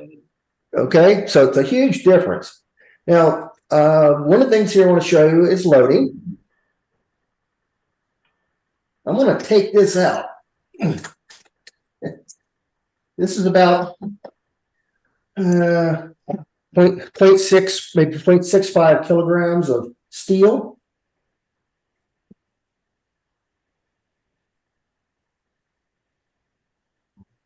Now, I will add, having pushed this around at OSP, the motions are beyond smooth as butter. It is just like super, super smooth. Yes. What I'm basically doing here is replicating, and I'll try to move this around here a little bit here. This is a standard, or it's not standard. This is a decent quality pan head, okay, on this spotting scope. All right. This is a fluid head. It's fluid in both axes. It's not a friction drive, and it's quite expensive, obviously, and it's adjustable. As it turns out, we don't need adjustment on our telescopes. We do here because this pan head might be carrying a little camera with a built-in lens, where it might have a big old video camera on it with a 800, 1,000 millimeter lens on the front. So you need adjustability because of the tremendous load range that you can see, you know, from like almost 0 to 20 pounds on this thing. Our scopes, our load range typically is whatever we put into the focuser, because the rest of the scope is pretty much static in its weight. So we don't have to have adjustable fluid dynamics. We just have to have ones that are appropriately suspended for our need. Let's see what else here. Put this back in. Can I ask a question? Yeah, jump right in. Okay, so I know you showed us the plots where you have the braking torque, and you said that that's where you want to operate. But even at that braking torque, you know, it had a certain RPM rate, right? So how do you know? How do you know where it looks like the data sheets you showed us didn't have the exact braking torque? How did you find that out? Like, how did you use the data sheet to figure out what spec range to be in? The best part to use on the breakout curve, especially if it's one that comes up like this and out, is just where it starts bending away, not down here. Okay, so try to do this here. Okay, so you got a arc. Okay, so you got an arc. So down here's the bottom where it comes up, when it starts bending away. Okay. Right down here is where you want to try to get. Oh, I see. Okay. On that arc, and in this case here, I've calculated. This is a 2 Newton meters, and I have. I believe it was. Let's see. It was 0.75. No, 0.25. I'm sorry. Newton meter on the small one here. So together they're let's see. Together they give, when you calculate it out, it gives me a load range of about 0.7 to 0.8 kilograms at the focuser. Okay. I see. Okay, so you know, the formula works, and as long as you adhere to that, you should be in good shape as far as load range. You might want to add a little bit more to it, and I've tried this at different levels. In the 24, I went up to a 2.2 kilogram, about 4.5 pound load at the focuser. And it worked just fine. I left it on target, a static target for 24 hours. Come back later, make sure it hasn't shifted. That kind of thing. Okay. So can you suppose you design it for 2.4 kilograms or whatever? Does it mean that that's the sort of force that you need? You need to apply about 24 newtons to get it to break? That is correct. Okay. Yeah, and keep in mind, if your scope perfectly balanced, that's 2.4 in each direction. Okay. Mm-hmm. Yeah. Okay. So you know, you might want to use your counterbalance system to set it so that maybe it's only 1 kilogram in the upward direction and 3.4 in the downward. Okay. Yeah. Okay, that makes sense. So that the braking is easier. So yeah, the braking is easier, and it allows you to move the scope easier because you can use a lower amount of torque that makes sense. to hold it. Okay, so using that upward direction also. Okay, so central hub, we saw that happen here. In this case, I used a little 1/2-inch bolt, nothing fancy, to go from the scope, the wood, through a bearing with a 1/2-inch ID on the bearing, through the disc and out to the end here, and the end's bored out a 1/4 inch for a encoder on that end of that bolt. So you can just put a encoder right there on the end of it, or you can bring cables out, you know, whatever you want to do there.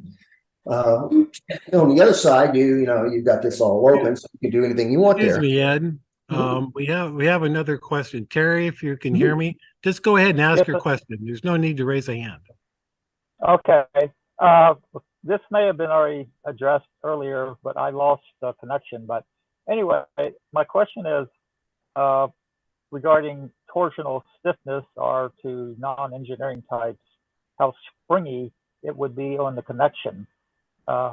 Depending, that of course depends on the shaft size and that sort of thing. Mhm. What do you have to say about that? Well, the underlying scope mechanics will still apply. So if there's a lot of twisting and turning and flexing in your an underlying scope, that certainly will figure into it. The shaft here, like I said, I used a 1/2 inch, so it's very little torquing going on there. You would have to use basically good common sense for those things.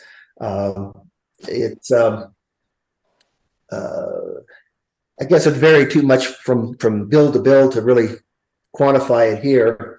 But the fluid motion does some interesting things. It does correct a lot of problems in a scope because it smooths out motion. That's one of its primary goals. Oscillations are damped. So if it's an oscillation from mechanics or an oscillation from something going on, it helps smooth it out so that it feels like it's and Howard, I think, can kind of test this. It makes it feel like a more expensive scope. It's just like, this feels much more fluid and better than a ball head on a tripod. It's just the nature of the beast. Well, I appreciate that, but I'm a little sensitive to springy scopes from my ancient days. Okay, there can be some springiness in the structure, and there is a tiny bit in here in the fluid head itself.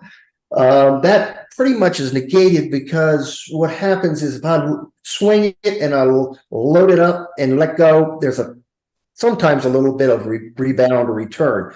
But when I put it on a target and actually use it and just center it and take it off, it doesn't move at all. It erases any predisposition for any springing.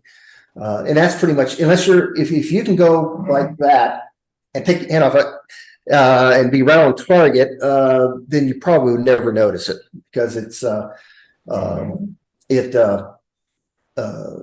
like I said, it resets. It erases itself when you just get it right on target and hold it. If I let go, it doesn't move at all. And I had a reticle in here, and I've had it on star testing, and I had it on 24 doing the same thing, and there's no motion issues whatsoever. The reduced ratios reduce that even further. In fact, they kind of just get rid of it completely. So a reduced ratio has a slight advantage over 1-to-1 with any rebound effect or anything like that, or return. But again, it depends on your structure. If your structure has return in it or rebound, then it's going to come through. I can't get rid of that. A note here on these reduced. I have a quick question here, Ed. Yes, Rob. Yeah, Ed, I have a go-to scope in which I built slip clutches, and they're just Teflon on Formica on those slip clutches. You said earlier at the very beginning, this is not for go-to, but I can't see why it won't work. Good. That's a good question. On that. Okay. Okay. Here's a version that I put into a device or into a turning that goes in the drivetrain. Okay, and it provides fluid clutch or a fluid motion control in the drivetrain, and so it basically uses the drivetrain of the scope, your servo, your motors, your reduction gear, as the body of the scope. Okay, to hold one side, right? And the other side turns and moves with the scope. The problem is that any servo or any stepper connected to one of these outputs a pulsed power wave. Okay, it's because your PWM controller outputs generally a square wave. It puts out pulses of motion. It's almost like a vibration. It's kind of hard to feel, but it's there. The problem is fluid motion control devices like these experience a form, and I'll use the term liquefaction, when subjected to a vibrating force like that. Got it. And it causes a slow drift over time. Okay. So in layman's terms, then the fluid is always fluid. It never acts as a solid when it's being driven by a pulse. But that's correct. It's being shaken, and I call it liquefaction. Somebody else has a better term, I'll take it. Perfect. Thank you. Yeah. And that's the only reason it can't be used in a go-to or push-to, but it can in a equatorial, because you're not a dive on an equatorial, because you're not applying force to the motor axis or to the axis of the scope.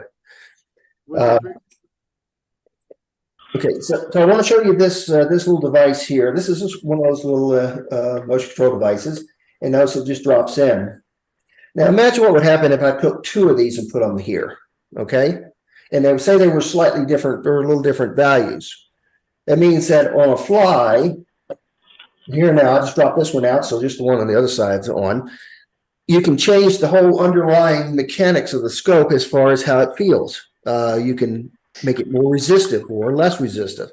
You know, you can't do that with the traditional model. You can't physically relocate your Teflon pads very easily, or change out your ebony star strip or things like that. Change your patch shape and that kind of stuff. But here, you can just by flipping it in, we can change the underlying mechanics of the scope, make it feel different. If you have a windy day or something, you might want to step it up, make it stiffer, just as a for instance. Yeah, Dan has another question. Yes, Dan. I was wondering if the frequency of the PWM, getting back to the servo thing, would that make a difference? I mean, could there be a high enough frequency where it wouldn't be transmitted to the? Supposing your actuator was right on the axis, and you had a motor that had several reductions. Things like that could be driven down, so to speak. Yes, I've had it. Yes, I've actually spent about a month doing exactly that set of experiments. A couple different versions here. The frequency. I have been examining the frequency problem. I have not found a solution to it yet. One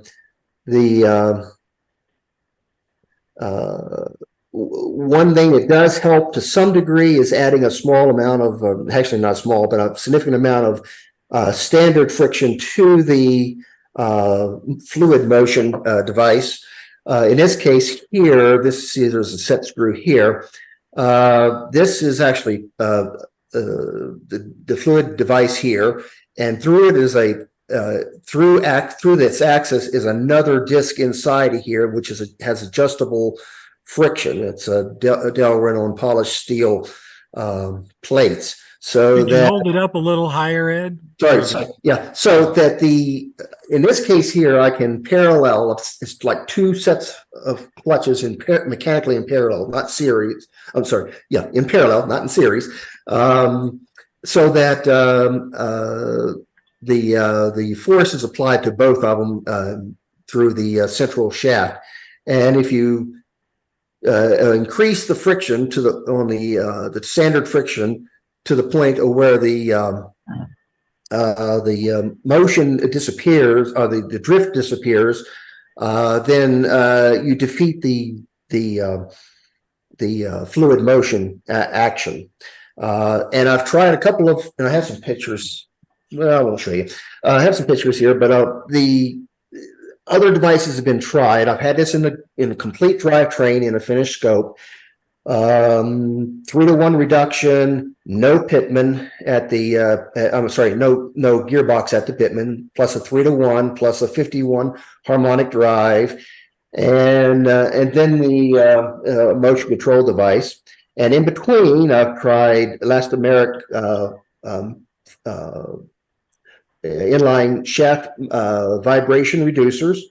I have tried mass in the form of flywheels and a few others, but it doesn't seem to matter that any of the above will, it transmits enough through to cause the liquefaction. So it's pretty sensitive to it. That's really amazing, though, what you've done and testing on that. But I was wondering if I lost my train of thought. I think it was having to do with the stepper motor versus oh, I know what. So are you using a servo 1 or 2 to test this? Servo 1, which you know, it's a PWM output. Well, it might be worth an experiment, and I could get you a force one that runs at 4 kilohertz instead of 2, and see if that makes a difference. We could try it. Frequency was one of the things I wanted to investigate further, including the overall size of the fluid disk, and obviously where the reductions are. I tried it on both sides of the harmonic drive, and that made no difference. So that would the harmonic drive wouldn't change the frequency, but it would change the torque level applied to it, and none of these have made any difference. It's remarkably static as far as the results. Wow, that's amazing. Yeah. And So, can you? Sorry, go ahead. go ahead. No, I was just asking if you could somehow couple it to your drive system, either through the sort of clutch system that you developed with the capacitive sensor and the linear actuator, so that you engage the fluid control when you disengage the motor, or even use like a mechanical limited slip clutch to switch over from the servo motor to the fluid controller and then back. Actually, I have that installed on my 24 because it's a 2-state. Now, if you recall, one of the early slides said that equatorial mounts and 2-state scopes it can work in. So that's what you call 2-state. Okay, that makes sense. Because when the clutch is open, it performs like a manual scope. So therefore, I have on the end of one of my roller bars a motion control device. So it has that fluid motion, really nice. When you got your hand on the handle and it's clutched, and when you take your hand off the handle, of course, the drive system is re-engaged. The fluid clutch doesn't matter at that point. It's just another little tiny load that the motor, the stepper pulls along. In this case, according to the Scitech current meter, it's indetectable. It's just small.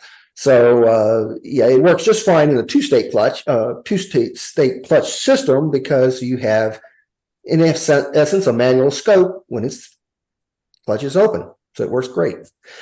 I have one more question. Sorry. Yes, sir. I'm dying to know the F ratio of that 4x4. Very good. Limiting magnitude. This is for cloudy nights. Okay. So any other questions regarding the mechanics, I guess? No, I think we're good here. Oh, no, wait a minute. Tell us a little bit more about the fluid inside of different ones, or I missed that. I came in about a minute late. Oh, okay. Yeah. These devices, let me pull up a couple here. So they all have put against white background. There. And these are all in a smaller range of devices, or they go much larger than this. They most of them have a thick silicon, a specialized silicon grease inside of them. The viscosity of the fluid or the grease determines, and of course the plate area, the total surface area of these plates determines the amount of force that can they provide. And so in many cases, like this device here is available in like 4 different values, but it's exactly the same device. It's just 4 different viscosities of fluid inside. And that's how they get a range of values. There's tolerances, and that's all specified in most cases. So like on the big ones, it's like 10% plus or minus. On the small ones, it can be high as 20%. That's kind of accounted for in the formula a little bit. There's a little bit of leeway there because you do get small variances in the product specifications, but we do have specifications to go with, so to work from. So that's why we can predict what we're going to have at the end. Any particles in the fluid? Any particles in the fluid? No, not that I'm aware of. It's just it's a stabilized silicone grease. And where do we get these? Oh, you can get most of them off of Amazon. You can get all your bearings from Amazon or Easy Bearings or someplace like that. So they're very inexpensive. Or you can order them directly from the manufacturer. That's where I get most of mine because the product range in Amazon is not necessarily the entire spread, and you can get more by going to the manufacturer, but the price is about the same. So the stiction, you think it comes from the O-ring? The stiction? What makes it stay put right there with torque on it? Ah, okay. So if you go back to that picture of the under the hood, what's inside, you've got in essence 2 plates, all kinds of shapes and sizes and fingers and stuff, but 2 plates a certain distance apart with a fluid in between, and that fluid is thick. It can be a grease, can be a very thick grease. And basically, when one side turns, it turns the other one. It's not a thin fluid like, say, in an automatic transmission of a car. It's pretty thick, so it translates straight through. One real quick, I know I'm a little over time here, so one real quick point I'd like to make. I totally forgot about this. Was on the 24, I ran a test. This was more for just I wasn't shooting for imperial data, just kind of wanted to qualify what was going on. And that is, how slow can you move it? How slow can you move a scope with a decent underlying mechanical system with a fluid motion control in it? How slow can you physically move it? So once you break the motion, get the molecules of the grease in motion, once you hit that break point, when you come back down, when you're slowing down, that point just keeps going down. It doesn't stop like that the stiction friction model does. It just keeps diving. As long as you're keeping those molecules kind of juggling around inside there, it will continue to move. So the test I ran was putting a laser 30 feet from the scope, taped a tape measure to the wall, and I'm back to Imperial here, and I spent 3 minutes. After I got the scope moving, I just left my hand on the side, just slowly, just kept a little pressure on it, and that the beam moved. You can't see it moving at 30 feet, but it moves slowly in 3 inches in 3 minutes. That shows you just how slow you can go. That's roughly what it's about half a degree, pretty close to guide rate on a scope. I don't know if anybody can move a stiction friction model that slow and be able to. If I just put pressure on it and keep pressure on it, once I break and come back down and just keep that pressure on it, it just keeps moving slowly. Once the pressure is off, molecules kind of lock up and everything is stops and it's ready for its breakout for the next move. So that's kind of how it works, if that makes any sense, folks. Mm-hmm. Okay, I think we understood. So any questions out there in the Zoomiverse?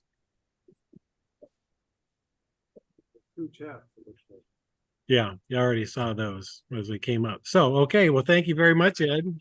Thanks, guys, for your time. Captain Obvious out. Okay, we're going to take a short break here, about 10 minutes or so. And I'm going to pause the video, and we'll be back soon. I gotta get me some of those. Oh, cool. It's great stuff. I didn't even know they existed. No, I didn't either. Yeah, one of the classic bugaboos we have with these these Dobsonians are doing at the high school is that you get them all balanced and such, but they're still way too slippery. Yeah. In fact, the last one we built, we just took the Formica off and ran the, we took the Teflon off and ran the Formica right on plywood. Yeah, And the student was like, oh, that's so much better. I'm like, okay, as long as you're happy. yeah. Yeah. But this, that little tiny thing, Yogurt does that. that would just solve our. Oh, there, Mel is going to be putting those on his 30-inch No. to replace this Teflon. You guys have a comment on this?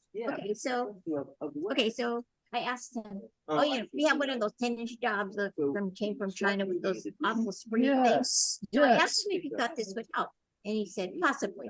Okay, but then his comment about, well, the concept doesn't work with push to or go to. Well, what's the difference between manually pushing your scope or pushing it because you're guiding it with a Whether, push whether or to? not you have a motor, does it have a motor? No, Then it's gonna work. because isn't that what push? No, push two means that it's a computer-driven Altaz telescope that you can just, it's tracking along, and then you go, I want to look at something else, and then it keeps tracking. That's Oh, what Howard but we uses. use push to mean like using settings or digital settings. Legislature. That's No, what we it doesn't have a motor, then you're right, it is a push-to scope, but that's not how we're using the term in this Push. context. Okay, because I'm Yes. like, Dob Yeah. doesn't, Yeah, yeah. it's just Okay. yours is just a Dobsonian, that's all it It's a is. Dob, but we're using digital settings. Yeah, that'll And we're work fine. pushing it. 'cause Yeah, yeah, it yeah. doesn't, like, You go totally, by that's a itself. perfect scope for this application. I think so, Yeah. but it's really nasty when you go to like, and it's like boing. Yeah, well, I know, Or- those things are terrible, they're just terrible. Keep it in your mind, Tim. No, that. No, I probably. No, this would be this, I think this would be a perfect telescope workshop project. Yes. Because it's kind of self-contained Mhm. and it could really improve, the operating. You're absolutely right, Operation is- and I wanna see this be adopted on these simple Dobs. And just get rid of the Teflon and Formica problem. Now we're into skateboard bearings, but those are done a dozen, so, yeah, Hard to get Avenue started. No, yeah, no Teflon, no right. any type of laminate. Right. And the feeling of the motion is so superior. Yeah, I bet it is. Just imagine how nice it would be. So you can sit there and track a planet at 400x and just be like, Oh, no, I'm sure. Hey, Almost where'd you get some breathe of on that? Depending on how big the scope is. well, But anyway, yeah, it was really, really impressive to actually grab that thing and push on it. It's like, holy crap, this is like, $10,000 telescope motion. Yeah, Yeah. with all various loads, and this is just one load. yeah, there's a zillion of these. Yeah, It'll work with any load. yeah. Yeah, it's really, again, thinking outside the old box. Yep, yep. Yeah. Well, it really helps me to just understand how the fluid system works. Did he, in that demo, did he have a fluid on the azimuth axis as well? Yeah. He did, okay. Yeah, He just wasn't showing it to us. well, you could see it from time to time, but he Okay. didn't point it Yeah, out. okay, Yeah. okay. But it's the same thing. It was just right on top of the center bolt. That's what it is. Okay, makes sense.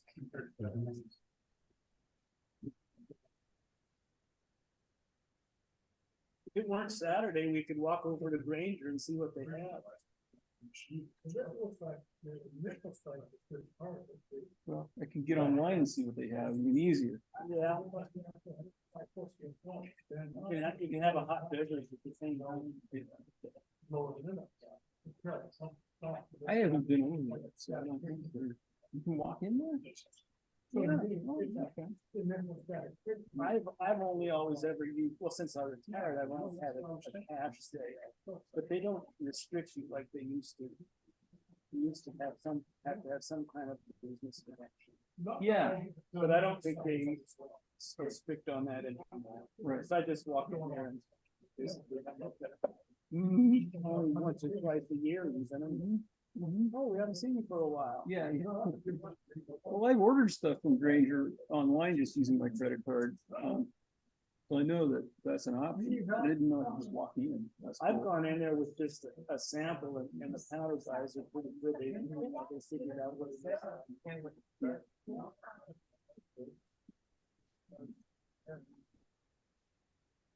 Rob, I have a question. To me, it's the initial startup of moving the scope where you break free. That is the problem.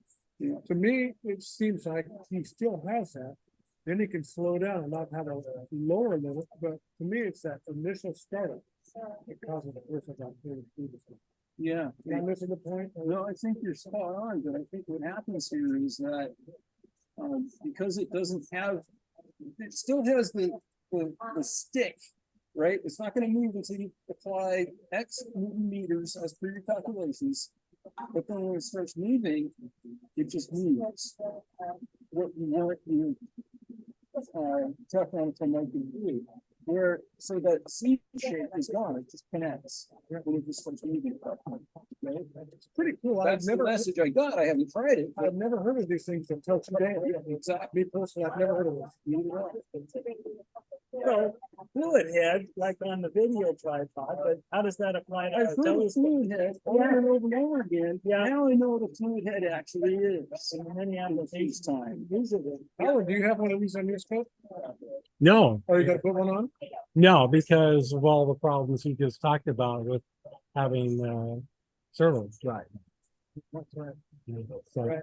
I did. and I don't have a two-state clutch. This is the clutch that's always engaged. But you So, don't have a motion problem at all, do you?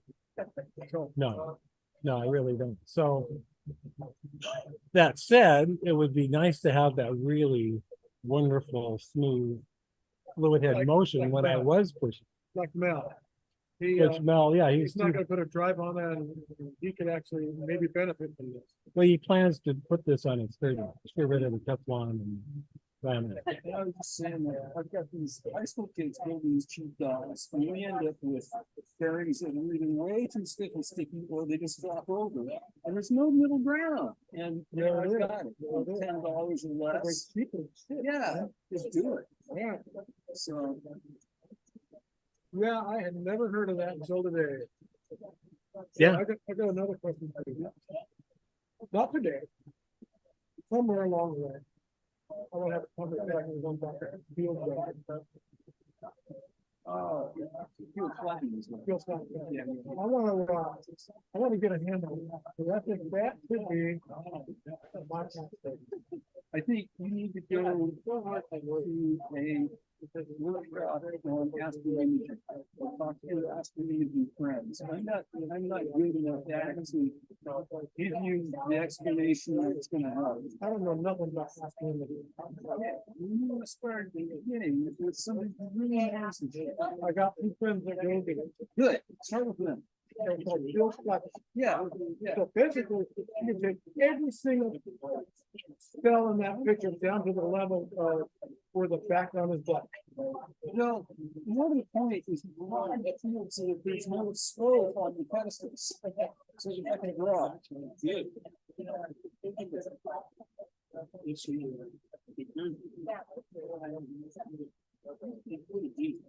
Right. So if your background looks like this, for example, right, here's your sensor and it's bright in the middle and falling off at the edge. It's typical fall off, right, at the edge of field. And you got all these pedestals sitting on top of that. You know, let's say the pedestal is right here. When I add that pedestal to this slope, the pedestal is going to come out like that, sloped over, right? And when you go into image J and you ask, well, where's the center of mass of this thing? It's going to bias it toward the high end, right? So field It's actually flattening, worse than that. yeah, It's taking the center mass of this area. yes, yeah, you're right. It's totally going to bias it toward the high end. Yeah. So field flattening, what it does is it says, okay, I'm going to take this image without any of the pedestals, so I'm getting the full flat field, and then I'm going to divide one by the other, and the result is a flat line. Now it's not zero, but I don't care because it's even and my pedestals will be flat and the area around it will be flat and I'll get the centroid by golly. It's called flat, what's it called? Like field flattening. And the way you do it is by taking a flat field image and putting that in your image process. So I got a couple of gurus, photography gurus, and I'm going to hit them up with it. Field flattening. Thank you very much. You're welcome. So when I'll I let did you it, know how this goes, by the way. yeah. So here's the bugaboo, right? When I did it, I get this. Here's my mirror, right? And I don't have any mask on it, and I just take that picture, and then I go very carefully and I place my mask on there. And I don't want to bump anything on my stand or On the anything picture like that. itself. Huh? On what now? So I got my mirror sitting here on its test stand. Here's the test stand, right? And it's got a couple little supports and a clip and all that. And I take that picture and I get this illumination on my sensor, right? Then I go and put my mask on, and you got whatever your mask looks like. You got to go flip it on, and you got to not bump your mirror because that will move your illumination patch on your sensor. So you got to be very gentle with it. And everything should be locked down real tight. And if you're not, then when you get all done, your flat field, instead of being a gray uniform illumination like that, you might end up with something that looks like that, where this is really bright, right? And then you bumped it. So this is almost like a bias correction. Almost. There is something called a bias correction that is different. I can Yeah. see this in the shot, but in the scope, I'm pointing at Polaris. No mask, I shoot a picture. Yeah. Yeah. So what I'll have is the whole mirror will be illuminated from Polaris. That's right. Yep. Yep. Yep. As long as your guiding is good, you should be fine. See, to me, that means that the light from Polaris will be overwhelming the whole thing. It's a background sky illumination that I'm actually kind of concerned about. Well, so that isn't going to change, and that's going to come right out in the math. It'll take the background sky out. What if I move the scope a half a degree over and shoot that background sky and subtract it from something? Now, actually, yeah. So let's not think about the background sky. The background sky is probably really uniform. But if you're out, by your house and there's street lights and there's who knows what all around coming in from the sides, I do. is it open tube? Or is it? Tell you how bad it is. Yeah. I got my scope pointing at Polaris. I got this hand covered right over there, Yeah. and this hand activating my shot. It's bullshit in my house. So now what you can do is kind of reverse. Testing 1, 2, 3. Is anybody there? Your mask, so no light comes in, but all the other light can come in from around the sides, and use that as your dark frame. Right. So and then you might still want to do a flat for various reasons, but okay. So in your case, you don't need to do a flat on a star because your point source is uniform. But I was using an LED, and I had huge fall off across the mirror diameter that I wanted. Give us a few minutes here, Dale. That's why I did it. Okay, I've been waiting. You don't do it. You need to do a flat field, but if you can't you want to do image calibration, which is flat field and dark frame and all that. You want to do all that. You need to talk to your master image friends. So the dangerous part that makes sense. I'm not good enough at it. You just can't lay them out. What they do is they'll tell you to see part of it. Ready to start. 10 minutes goes fast. You know how things are going on. Yeah, that's. I will let that was pretty because we just felt that thing, huh? Oh, yeah, it's amazing. Well, let's talk about it after Yeah. the last two presentations. Yeah. We're ready to go. You ready to go? Yeah. We're ready to go, Dan. So, Okay. all right. So,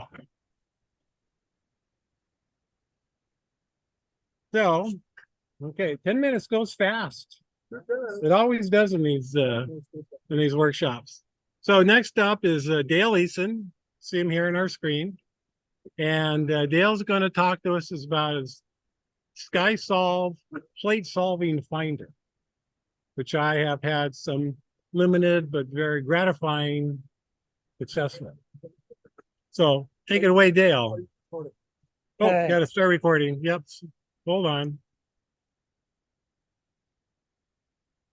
Okay, we're recording now. I need my screen shared. Okay. That would be here. Well, that's a really big, cursor all of a sudden.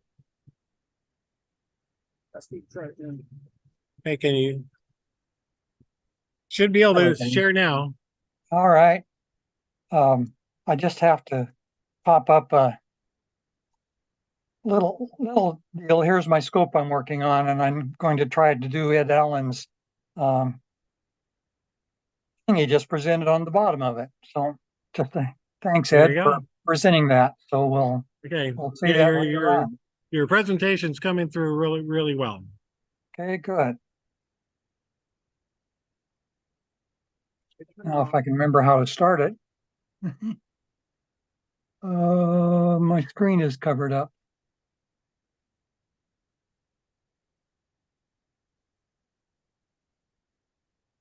My screen is covered up with.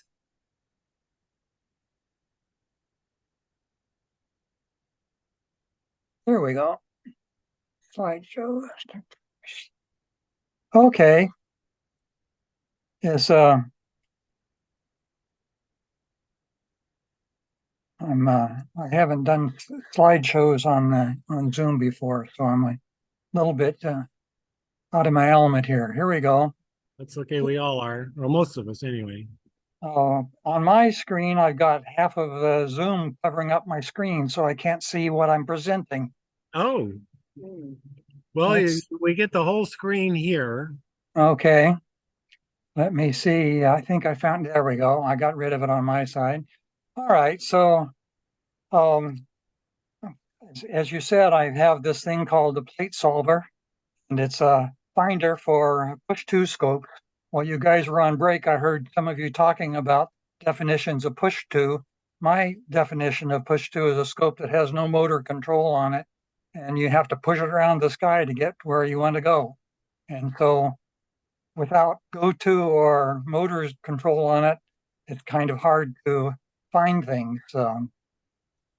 Our old star hopping is fun to work with, but sometimes it can be quite a pain when I'm trying to find things. And so I wanted something that could hook up to be mounted on a telescope that tells me where my telescope is looking without having to put encoders on it and that kind of thing. So here's a little bit more about it. Of course, it attaches to your telescope like a finder. It sends telescope view position to Sky Safari over its Wi-Fi, and no encoders are needed. Dale, we still only see the first slide of your. No, we don't. We see his Fusion 360 desktop. Oh yeah, that's what we're seeing. What should I do? Minimize fusion. I can't understand. I can't hear.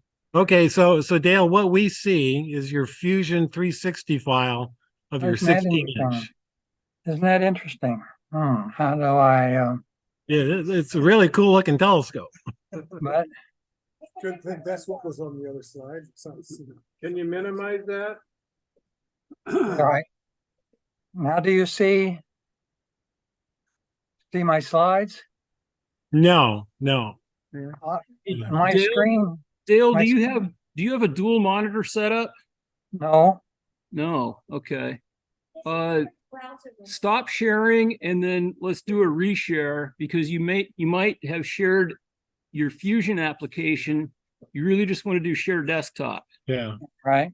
Yeah. So go to your. Oh, there we go. I understand now. That's what I Okay. wanted. I think I'll say click on that and share. Don't worry, it's all through experience. There we go. All right. Now, if I can get my slideshow started again. There we go, the slideshow. Sorry about that. There we go. You see this? See a slide of SkySolve? Yep. You're good. Okay. So you heard my words. I probably don't need to repeat those, do I? Yeah, it wouldn't hurt.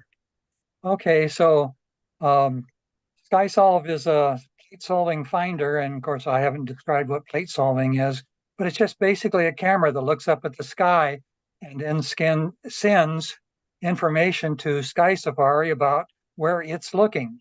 And if you have it aligned with your telescope, then it also tells you where your telescope is. And like I say, I wanted something that I didn't need encoders for, and basically is as simple to use as a regular finder and mounts like a finder. So here it is, attaches to your telescope, and there it is attached onto my telescope. It uses a Raspberry Pi inside of it, and it is powered by a external battery pack that I have down here in the bottom of the telescope. Here's another view of it.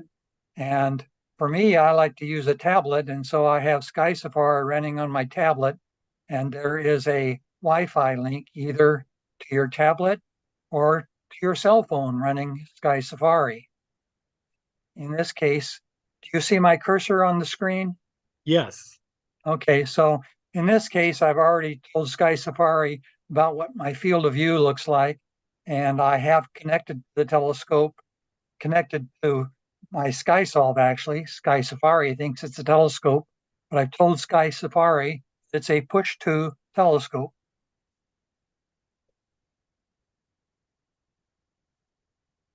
And here's a close-up view of talking to my tablet, which I like to use. This is a Samsung tablet that makes a very nice display that I have attached to my telescope. Then, of course, you need to get this aligned with your telescope. And so besides the device itself, there is a mounting underneath it. And here is the whole thing. All the parts are 3D printed. And here you can see you can adjust the azimuth, and then this other control adjusts the altitude. To begin with, I made the knobs black, but I discovered when I'm outside at night, I can't find those knobs if I want to find them. And so I made them orange because that's the easiest color filament I could find. And they show up better under a red flashlight. There inside, you can see the Raspberry Pi. And then there's a switch on it here that I'll describe in a little bit.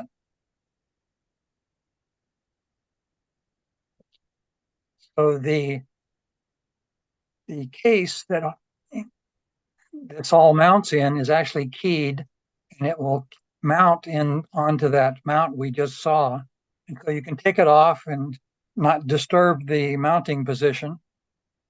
As I say, it also has a switch on it that you can use to tell it to provide its own Wi-Fi or to use your house Wi-Fi. The switch also has another function we'll talk about in a second. Here is the mounting with the keyed, it's a standard tripod mount, 1/4-20 screw that screws up into the mount of the SkySolve case itself. So as I said before, the toggle switch has a couple of uses for it. One, you can have it when SkySolve boots up, it creates its own Wi-Fi system, which we call a Wi-Fi hotspot, or you can have it boot up so it talks onto your own house Wi-Fi system. Secondly, Raspberry Pis don't like to have their power yanked. They quite frequently will garbage up their micro SD card if you yank the power while they're doing something to it. So I have created a system that if you throw the switch into the opposite position of what it powered up, it waits 6 seconds to make sure you didn't just throw that switch accidentally. But when after 6 seconds, then it starts flashing the LED light that you can see inside on the Raspberry Pi. And when it flashes 9 times, then you can pull the power plug. The device itself, as I said, you usually don't need to use the user interface. I haven't said that yet, but it has a user interface. But as if everything's all set up, you don't normally use its user interface. It just talks to Sky Safari and tells it where it's pointing. However, there are some instances where you probably want to first focus that camera on to get it focused on the night sky. So you can bring up a browser interface on your cell phone or your tablet and link into my Sky Solve system to help adjust the autofocus. And you can do other things with it as well. But once it's set up, you never need to use that browser interface. But we'll talk a little bit about the browser interface. As I said, it's not essential, but you might want to focus the lens if you've moved the lens around a little bit. It will give you, the browser interface will give you a live view of what the camera is seeing to help you align it. You can change the solve parameters that it uses inside. Maybe you put a different lens, maybe you want a different lens to give you a different field of view. I didn't say it before, but the field of view with the lens I normally recommend gives you about a 13-degree wide horizontal field of view. You can also change the camera parameters like its shutter speed or the image size or the ASA rating of the camera. I have it set up for what I like to use it on the sky, and that's set up as an ASA of 800 and a shutter speed of just under 1 second. And I use the camera resolution that gives me an 800 by 600 pixel range. That gives me faster solves than the camera using it at max resolution. But the camera solves are fast and have enough resolution to use. But also, if you don't have a digital camera, you can use that web interface to take pictures of Foucault, Ronchi, or even interferograms back in the lab. So here's what the interface looks like on my tablet. On a phone, of course, it kind of resizes and you don't get as many buttons across the top. You scroll down and you get more in a vertical alignment. Here in this one, this is what my camera was seeing at the moment. I had it just sitting out in my Bortle 8 sky here on my driveway, looking straight up. Camera, I didn't have it on tripod or on my scope or anything. I was just playing around with it. And this is the view. I don't know if any of you can recognize this view. For me, it's kind of upside down, but it's Hercules, and there's M13 right there. I thought that was kind of cool. Now, with my interface, you can have it set up so it will draw what it thinks it sees there. It takes longer to solve, but I have that. In this case, I would click on the interface, and this is then what it showed. And there now you can see the outline of Hercules. So you wouldn't actually have to have it talking to Sky Safari if you didn't want to. However, the images that it can put up on the sky are much more limited than Sky Safari. So I really do like to use it with Sky Safari. At the same time, it also tells you some of the stars that it found here and that it found in its display here. So here's, I have the camera just pointing out my my window over at my neighbor mowing the lawn, just to show you I have this is the camera params now set up here where you could change the shutter speed. And of course, during daylight, I have to have the shutter much faster than I would at night. And in this case, I've lowered the ASA to 100, and I still have the image resolution of 800 by 600. And I've told it I want JPEG images. On the display, sometimes it's too light or too dark, and so I have plus and minus where you can brighten and brighten the image or darken the image. And I have a little special image button right here you can click on. That downloads whatever's on the screen to whatever you have running your browser. And that's where you could use this as a camera if you wanted to. Also, if you wanted to change the plate solving parameters, there's a place there, you click a button, and I have various settings already set up saying, well, if you're using a 25 millimeter focal length, use this one, or if you're using 16 focal length lens, use this one. And I have some demo pictures as there, and these are the settings you'd use to solve those demo images. Some of the things you could set down here is how long it might take. If it wasn't solving very fast, it might take some time, and you limit it to 30 seconds. It turns out now 10-second limit is plenty fine. This next one tells it how many stars to look at. It looks at, in this case, the 20 brightest stars. And this is kind of a magic number that you have to go read about the solver program that you can, but set at 9 and typically work. Like I say, you don't normally play with this unless you just want to play. So here's the demo images that I have taken with it, and I wanted to show this just because the images don't have to be all clear. They can be looking up through the trees. And so here I have Orion's shield that I was looking out my backyard window and up through the trees at this one. And this solved because I have drawing the graph. It took about 3 seconds to solve this once it took the picture. If I don't have it solving the graph, it usually solves in 2 seconds or less, and then sends the solved position to Sky Safari as soon as Sky Safari asks for it. Here's a case we have a pretty obscured with several trees and a power line, and yet it was still able to solve. In this case, it's Aquila. And I threw this one in just to show it doesn't have to see much of the sky to actually solve the image. And as an aside, I have a customer who is using it who lives in Wisconsin, and at Madison, Wisconsin. Turns out he's a professor at the University of Wisconsin at their Washburn Observatory, which has a Clark refractor 15-inch scope that he's using this on. And he says the scope is mostly in the picture and the observatory shutters are up there, but he sees enough to use this. And now he has students using this in his light polluted sky. That refractor wasn't very useful, it was hard to find things.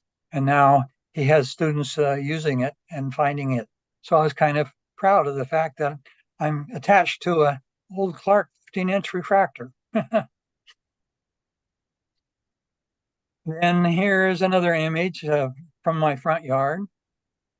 And finally, here's the Big Dipper. Just had to throw that one in there. So I've shown what it does, and here's how you kind of use it. You, of course, attach it to your telescope, and now you want to align it to the telescope. But first, you have to connect it to Sky Safari, and then Sky Safari will tell you where it's pointing. You attach it to the telescope by usually the device is creating its own Wi-Fi, and so you'll pick up your telephone or your phone and go to its Wi-Fi selection, and you'll find this device is one of the devices. Each device that I create has a different device, so you can have several of them out in the field and not overriding one another. Each one has a unique serial number. So then, of course, you check to see if what's shown centered in Sky Safari is what you have in your eyepiece. And if not, of course, now you can adjust the finder with those wheels I showed to get it to about every 2 seconds, it'll show you where it's pointing. This can be a little bothersome to begin with, but you only have to do this once, and usually then it'll always be right with your scope. There is a feature of Sky Safari I haven't used where it says you can press the sync button. And so no matter where you are, Sky Safari syncs and says, oh, okay, I will sync to that object.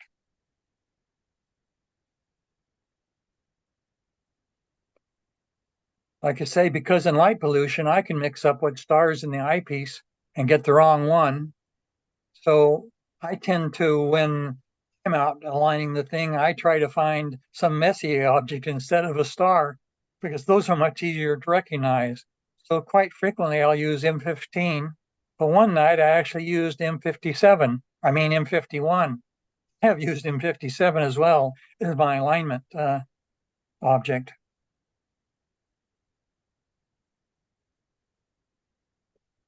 So, of course, finding an object, you just look in the screen in Sky Safari and see where it's pointing. You can move the screen around in Sky Safari with your fingers, and then it's no longer attached to the scope. But you can use then Sky Safari to go find something that's of interest and then tell Sky Safari you would like to search for that object. And when you do, then you can push the search to button on the Sky Safari and it'll show you the arrows where you need to move your scope to. It usually takes up a couple of seconds to figure out what it's pointing at. And then you move your scope and wait another couple of seconds and then see where it's now pointing at. And eventually you become adjusted to how much you have to move the scope, and you usually get there in 1 or 2 pushes.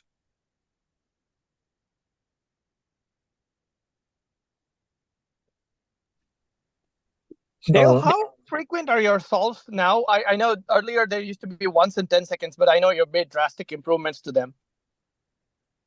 The solves happen, are based primarily on the link to the camera, how often the camera is updating, and how often it takes the solving information to solve and come back to it. And usually, as I say, it takes 1 to 2 seconds. It can take up to 4 to 7 seconds. For instance, if you are moving the scope when it took a picture and it's so blurry you can't figure out what it is, it may take up to 10 seconds before it gives up and says, I'll take another picture. In that case, okay, that makes sense. Yeah. Then Sky Safari itself won't update. However, if you have the browser interface on, the new information now, and you've clicked on the screen, it makes 2 different beeps. It beeps once with a very low beep if it failed to solve, but it also beeps with a high beep if it did solve. And so you can have that annoying beep in the background I call it annoying, but I think Mel has used it that way for a while. When we were debugging the system, it would quite often hang and we weren't getting any beeps. And now it does beep quite often and it doesn't hang anymore. Howard and Pierre and Mel Bartel all have the unit, and maybe they can comment on how well it's working for them now. Well, I'll say that the first experience when it was hanging was really frustrating because I saw Mel's unit in practice in use at OSP, and it was brilliant. I'm like, oh my cow, I need to get one of these. So I did, and then as you know, it didn't work right away. But after you fix the bugs, I mean, it's just beautiful. It's the simplest thing in the world, and especially in a light polluted sky, where star hopping is pretty much impossible. It makes all the difference in the world. So, like for instance, Uranus is not too far from Jupiter, but it's in the brightest part of my sky, right over Portland in the early evening. And the only way I can see that is using the SkySolve, and it's a snap. It's really fun. So yeah, this makes using my scope at home so much more enjoyable because now I can find stuff in the entire part of the sky instead of just in the darkest part.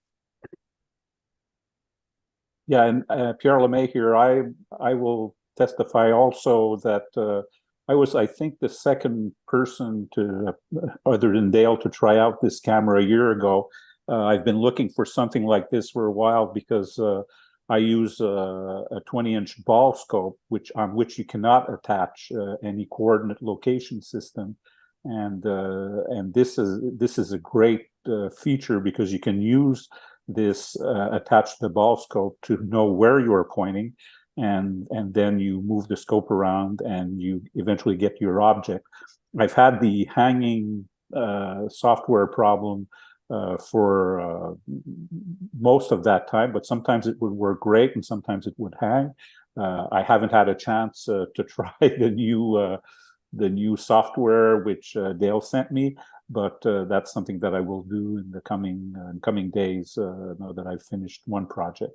But it's I've had the chance to try it at Stellafane last summer, and I could find I think I found Neptune or Uranus using only the software, and I wouldn't have been easily able to find it because all I had was a reflex finder, and with the software I was able to get it right in the center of the field immediately, so it was great.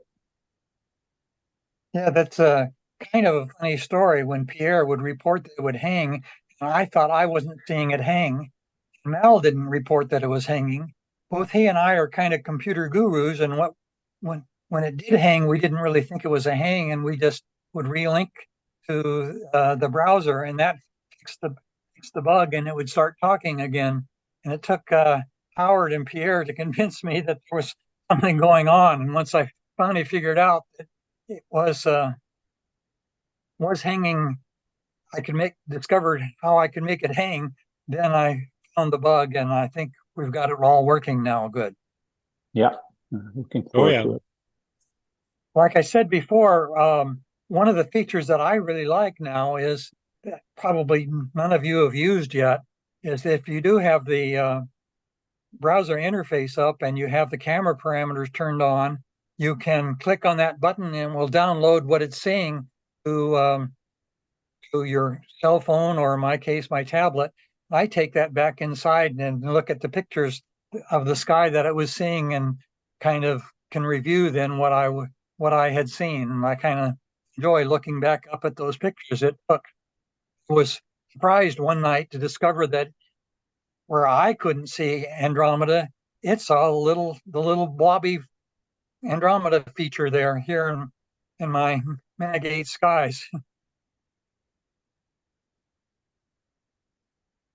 Let's see, I'm trying to go to the next slide. Let's see if I can. There we go. Oh, here's how you can make one. Well, there's instructions for making one. I have them up in GitHub, and if you have a 3D printer, you're set to go. I actually forgot to even tell you what's inside of it. There's a Raspberry Pi Model 4. It uses a Raspberry Pi high definition camera. They call it the HQ camera, which takes C-mount lenses, and so you can put almost just about any C-mount lens on. So C-mount lens, you can find a lot of 25 millimeter security camera lenses. You can put one of those on there, and that's what I did. And or you can actually buy a unit from me if you want. I can print them up, and that's what Howard and Mel did and Pierre did. And or you can want a case and I can print cases, or you can just want the software and I can send software. As a ballpark price for a completed one really depends on the price of the Raspberry Pi. And when I got finished with this before the pandemic started, I figured you could put a whole unit together, including the battery pack and cable, for about $180. It's gone, the Raspberry Pi has gone up a bit, and so other parts have gone up a bit, but I think you probably can put one together for around $200, or maybe perhaps less than $300. And here's a Fusion 360 view of the just the camera components and its mount that are all 3D printed. And then there is my telescope that it's going to go on, and there's the telescope in the back that it does go on. And any questions if anybody wants to ask? Yeah, I have a couple or three. So how accurate do you believe those plate solves are? Like say in arc seconds per minute? I'm sorry, I couldn't quite hear you. How accurate do you think the plate solves are in arc minutes and arc seconds? Yes, in arc seconds, it depends on the arc seconds per pixel that your camera is. Right. And I'm using an 800 by 600 part of the camera. It even goes better than that, but I've forgotten now exactly.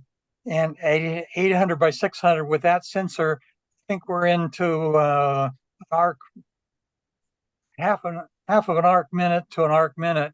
But if you go to full resolution, which causes the solve to take longer, you can get it down into, I think the best you can get is probably 20 arc degrees, I think is about what it was, or 10 or so. But you can put a more telephoto lens on that and get, so it all depends on what your pixels per arc second are, or arc seconds per pixel are.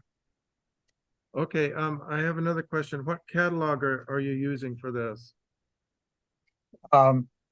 The plate solver itself is called Astrometry, and you'll have to go off to it now because I've forgotten, it's been so long, but it uses the I can't remember I don't know if anyone else can remember. I happen to know the answer. It's Tycho 2.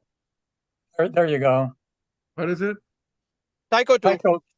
Tycho 2. Tycho 2, okay. It can use it. I don't think I have loaded Tycho 2 because it's bigger than the one that's on it. But you can actually go off and load any one from where's it called again? Astrometry. And they have several catalogs. You can actually load them on to Sky Safari. It's just a Raspberry Pi. And if you're computer literate enough, you can get those loaded onto it.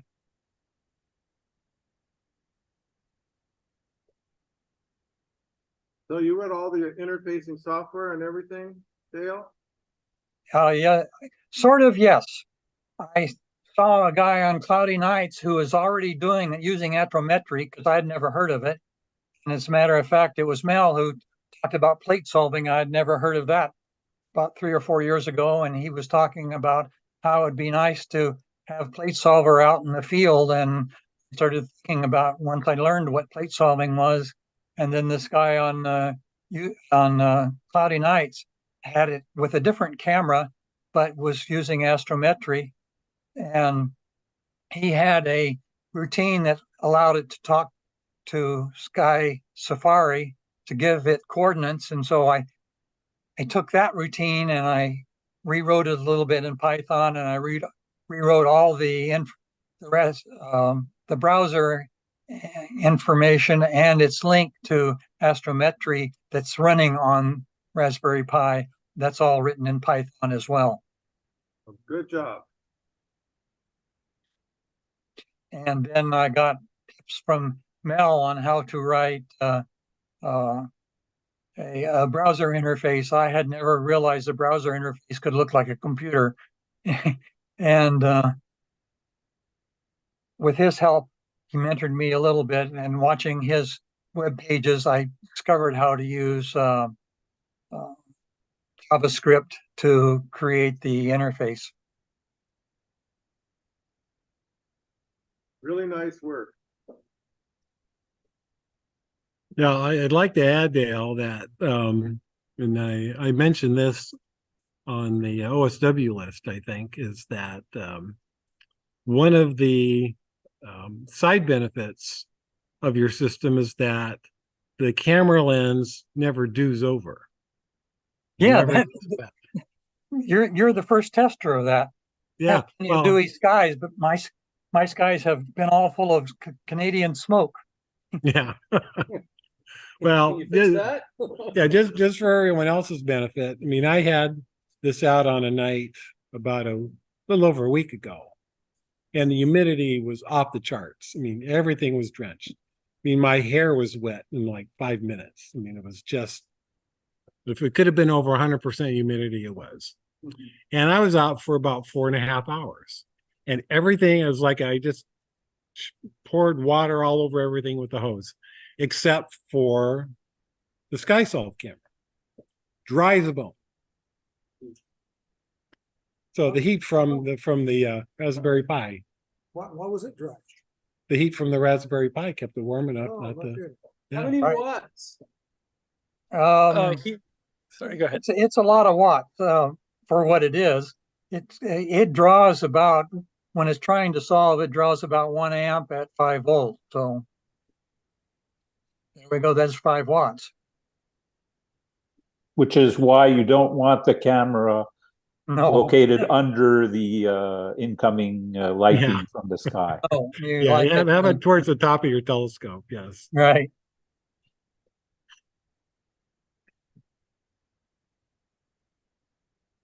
Any more questions here or out in Zoom? Okay, thank you, Dale. You're welcome. I'm signing off. Thanks, So Dale. I do have a question, Dale, if you're Okay. still there. I am. Do you see, or do you plan to make a version of this that you could use on a go-to telescope? Well, this can be used on a go-to telescope, but it's not the telescope. So Sky Safari has to, if you've got a go-to telescope, you want Sky Safari to tell it to move. So on Sky Safari, it's either got to talk to this or the telescope. Oh, okay. So you, instead of selecting a push-to telescope, you'd select a go-to telescope in Sky Safari. Well, you can't, because then it can't talk to this. So then it can only talk to one telescope, I think, at a time. But you could have two, let's see, I was going to say you could have 2 Sky Safaris, but one can't talk to the other. And so, but, so yeah, I know it can be Dan's thinking go-to, about this. but you could do it. I have, of course, Argo Navis and ServoCat. And so it could be, this could be mounted, and this could be talking to Sky Safari, and the Argo Navis could tell the telescope where to go to.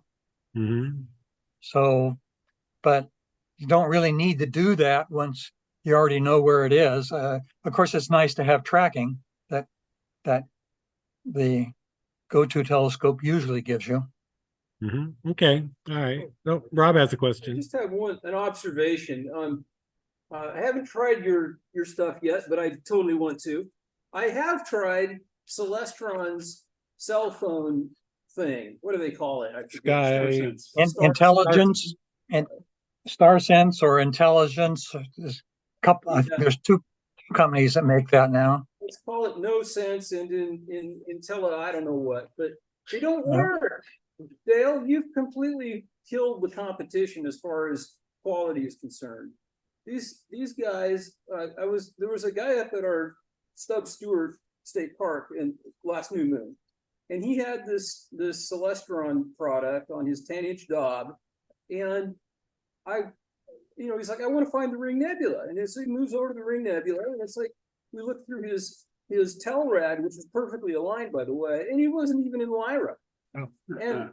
So I asked him to show me how you go through the alignment and calibration of this thing, and it was damn near impossible to do. And one of the key features that was missing, it just was like intuitive to me. I said, well, you're pointing at this star. I can see it. We pointed it over to, I think, Arcturus. Like, they're not Arcturus. There was Arcturus on the screen. Now tell it you're pointing at Arcturus. It couldn't even do that, which I think is a key feature of what you've got. You can tell it what it's looking at, right? Yeah. Yeah. Okay. Yeah, through Sky Safari. Right. So just an observation that Dale, boy, you've really cracked the nut on this, and I don't know why these other guys haven't. What I liked about it was the fact that you don't have to know the star names and be on the right star. I quite frequently on my Argo Navis and Servocat, I've picked what I thought was the right star and it wasn't. And then I go, oh crud, then I've got to resync the whole thing. It's a pain in the neck to get that all set up. And this one, it just looks at the sky and says, oh, there's where you are. Yes. Okay. More comments? No? Okay, another round of applause. There we go. All right, thank you. Very good. And I see Ed had a bunch of snow. We have snow flurries coming down now. So it's headed towards us, but we're not supposed to get any on the ground. Well, okay, well, good luck with that. We had frost today. That's about it. Okay, so we're going to, let's see, we'll start just a few minutes early. This is the final presentation of today. It's the Peter Abrahams Astronomical History Talk. Now, Peter was a longtime friend of some of us here.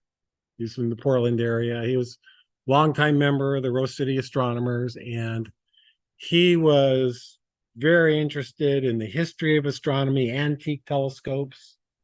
And every year at the workshop for, I don't know, maybe 8 or 9 years, he would give a talk about some aspect of the history of astronomy or the history of some type of telescope technology. And it was always fascinating because it gave us, some idea of where this has all come from. And so he passed away a few years ago. But in his memory, we try to have this talk every year. Sometimes we can't find somebody who has a topic or who's willing to present. But this year we do have a presentation I'm very much looking forward to, and it's a PowerPoint that is narrated. So I'm going to try to bring this up.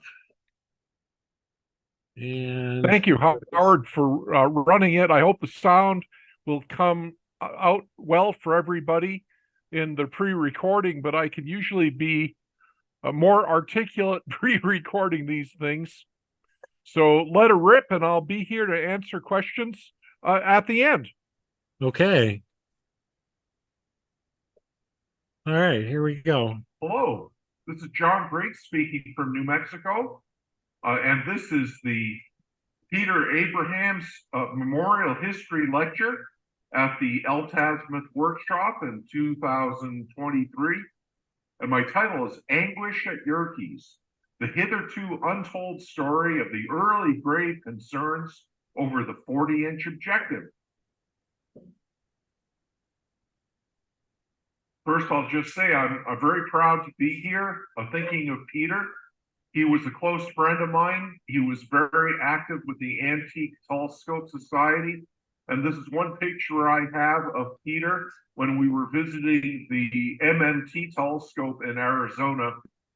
Peter was an amazing historian related to the history of the telescope.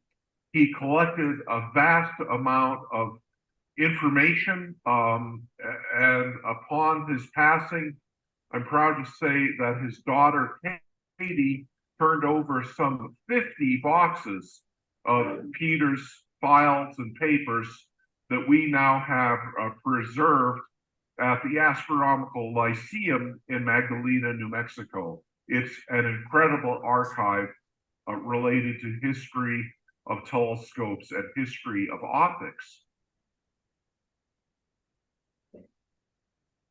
Many of us here are telescope makers. In my young days, I built this observatory in Massachusetts, starting with a 14-foot diameter silo top. I did it all by myself. I describe it as the great project of my youth. Here's my friend Joe Zajac, who went on to become an engineer at Harvard Smithsonian. and still is working there to this day. The observatory housed this 8 3/4 inch refractor that, believe it or not, had been given to me. I heard about it, I tracked it down, I found it as a pile of parts at a school in Western Massachusetts, and I refurbished it and was able to assemble it and house it as you see here. It had been made by Robert Lundeen and Associates in the early 1930s, but it had been used only briefly before being put into storage for some 50 years. Fortunately, all the parts survived. It wasn't very hard reassembling them. I had great fun refinishing the instrument and painting it red, and a great joy using it for some years in this observatory, housing it. And it only reinforced my interest in all telescopes, and particularly refractors. But our subject today is Yerkes Observatory, and this is my favorite historical picture of Yerkes.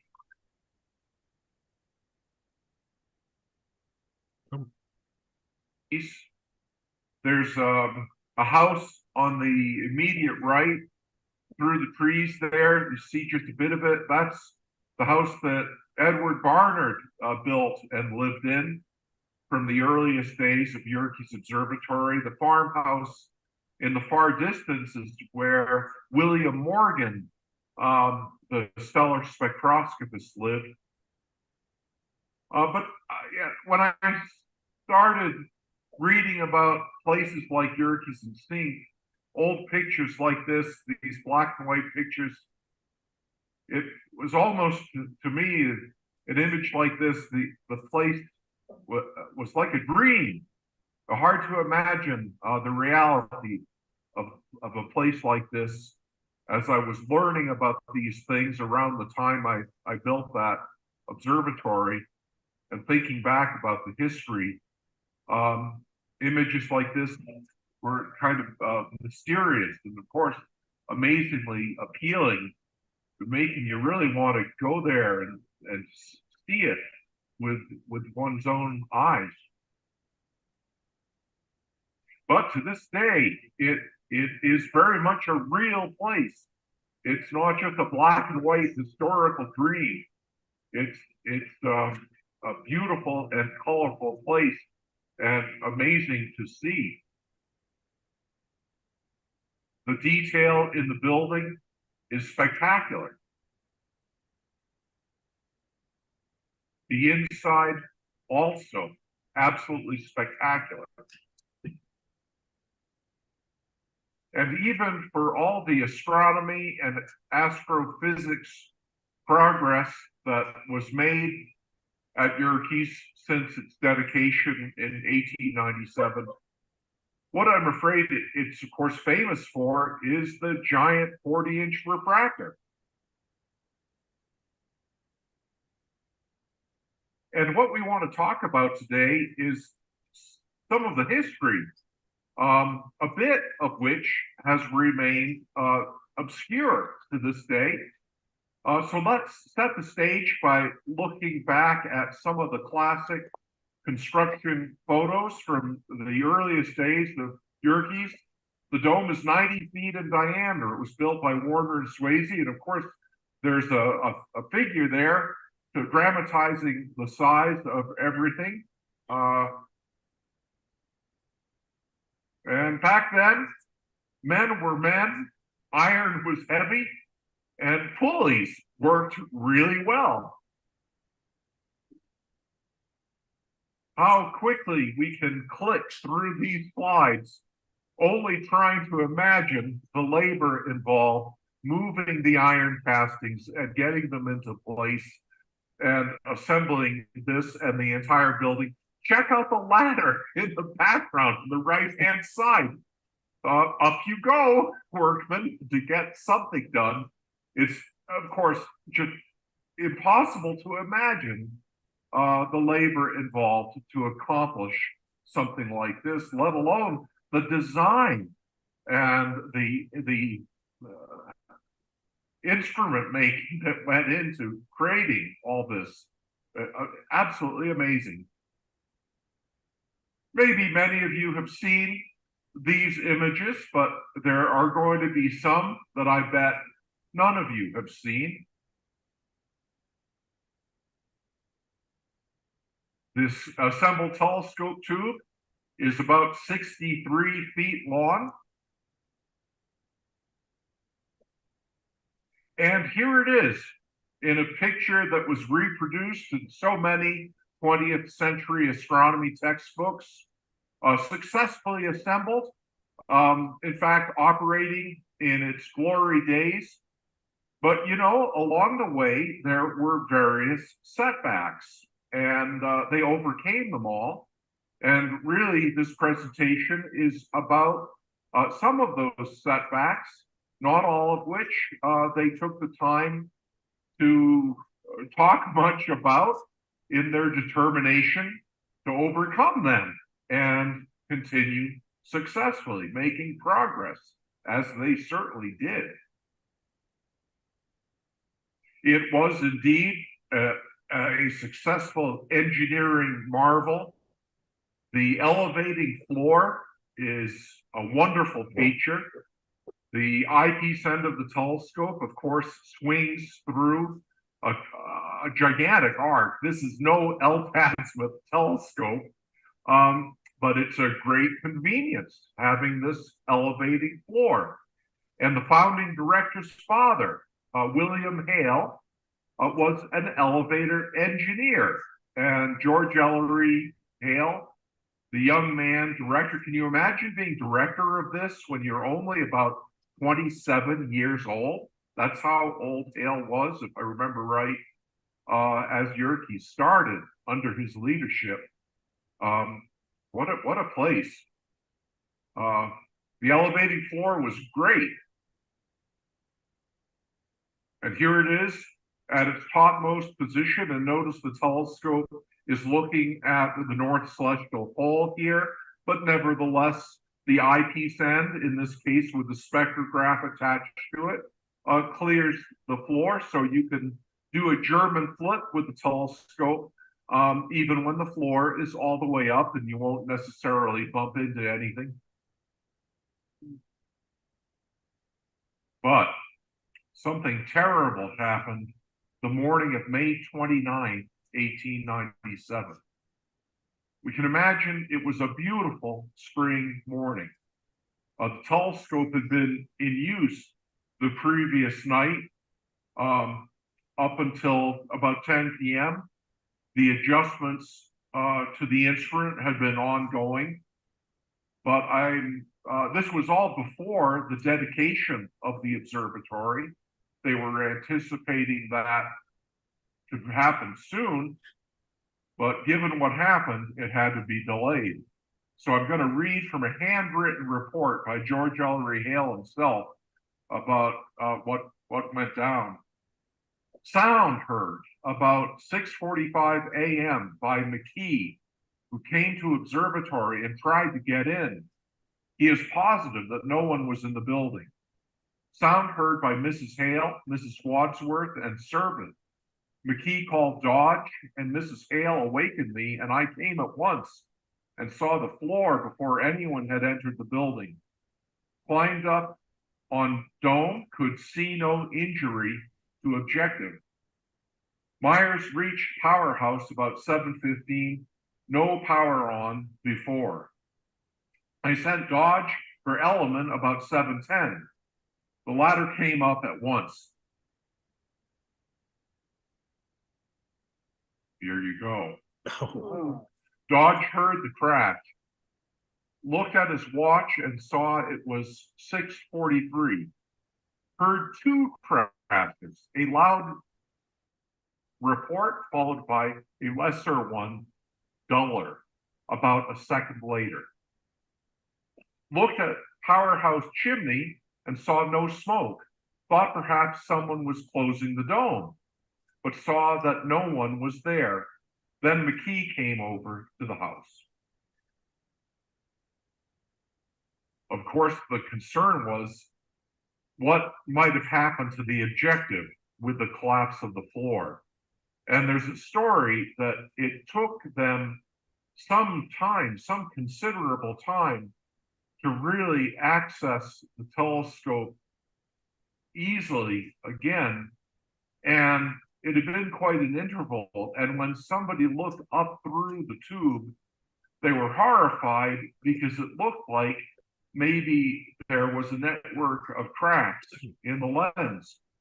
But it turned out it was a spider's web, and the lens was in fact okay, thank goodness.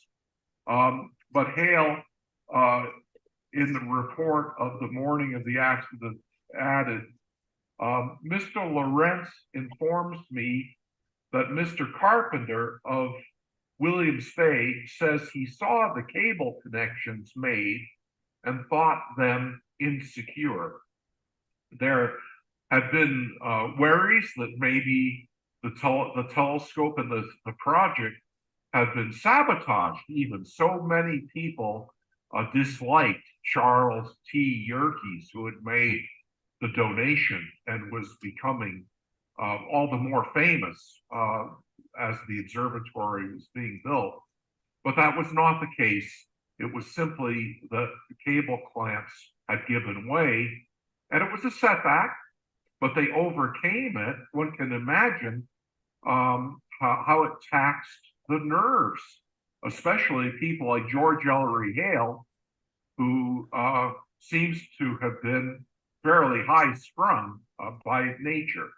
But they overcame this, and of course, Yerkes carried on very successfully, but not without other setbacks.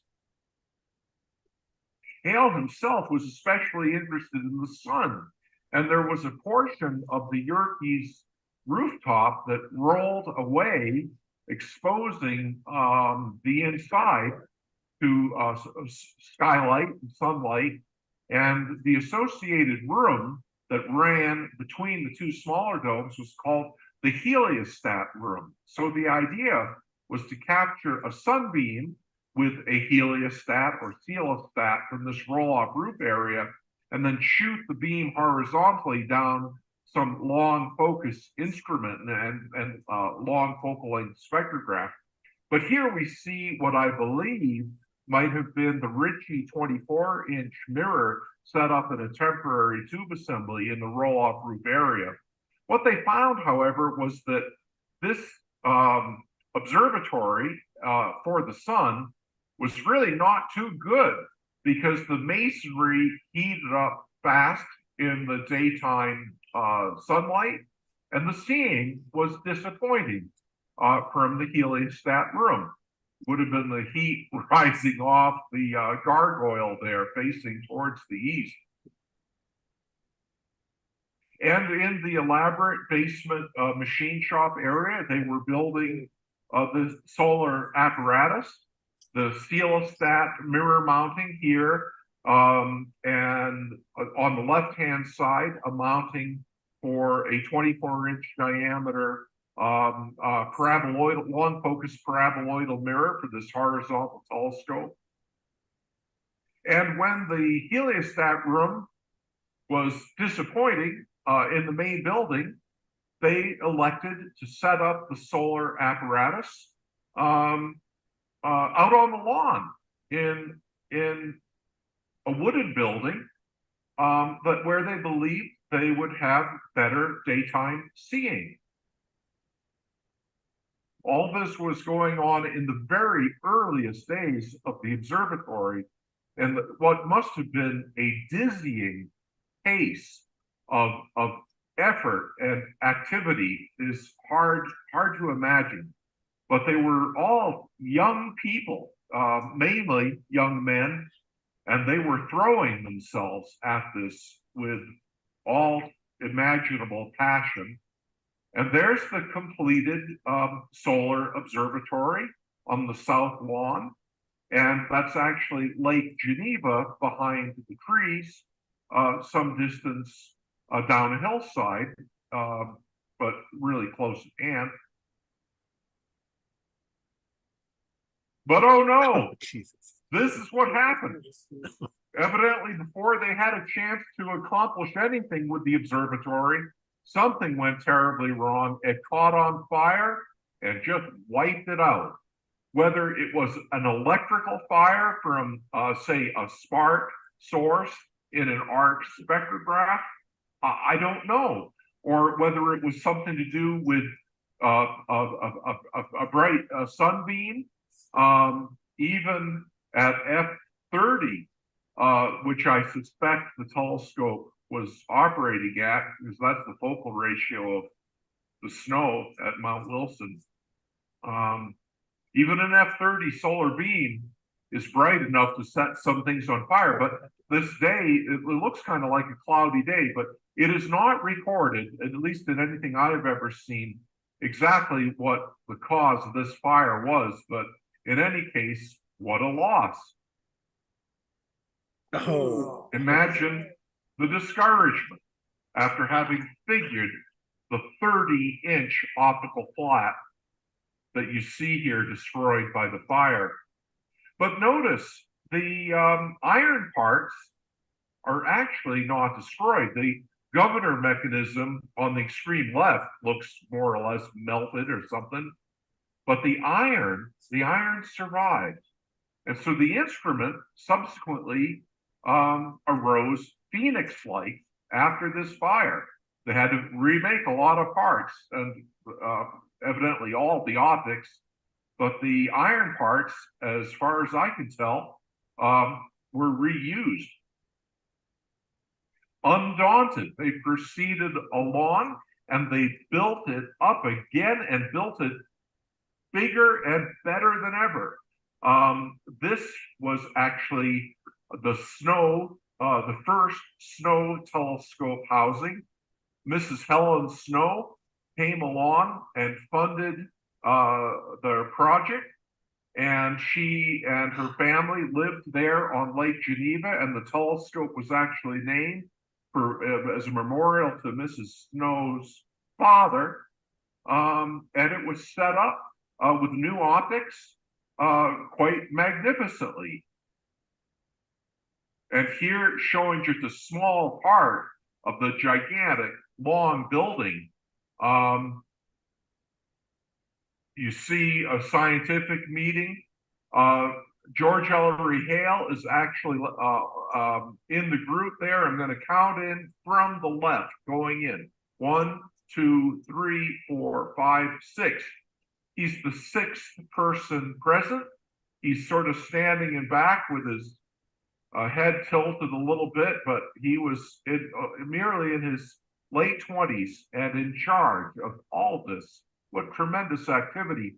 You see, that's the roll-off roof part of the structure immediately above the group, but it was a tremendous building there in the grounds of Yerkes Observatory. But interestingly, it did not last there long, as I'm sure many of you know,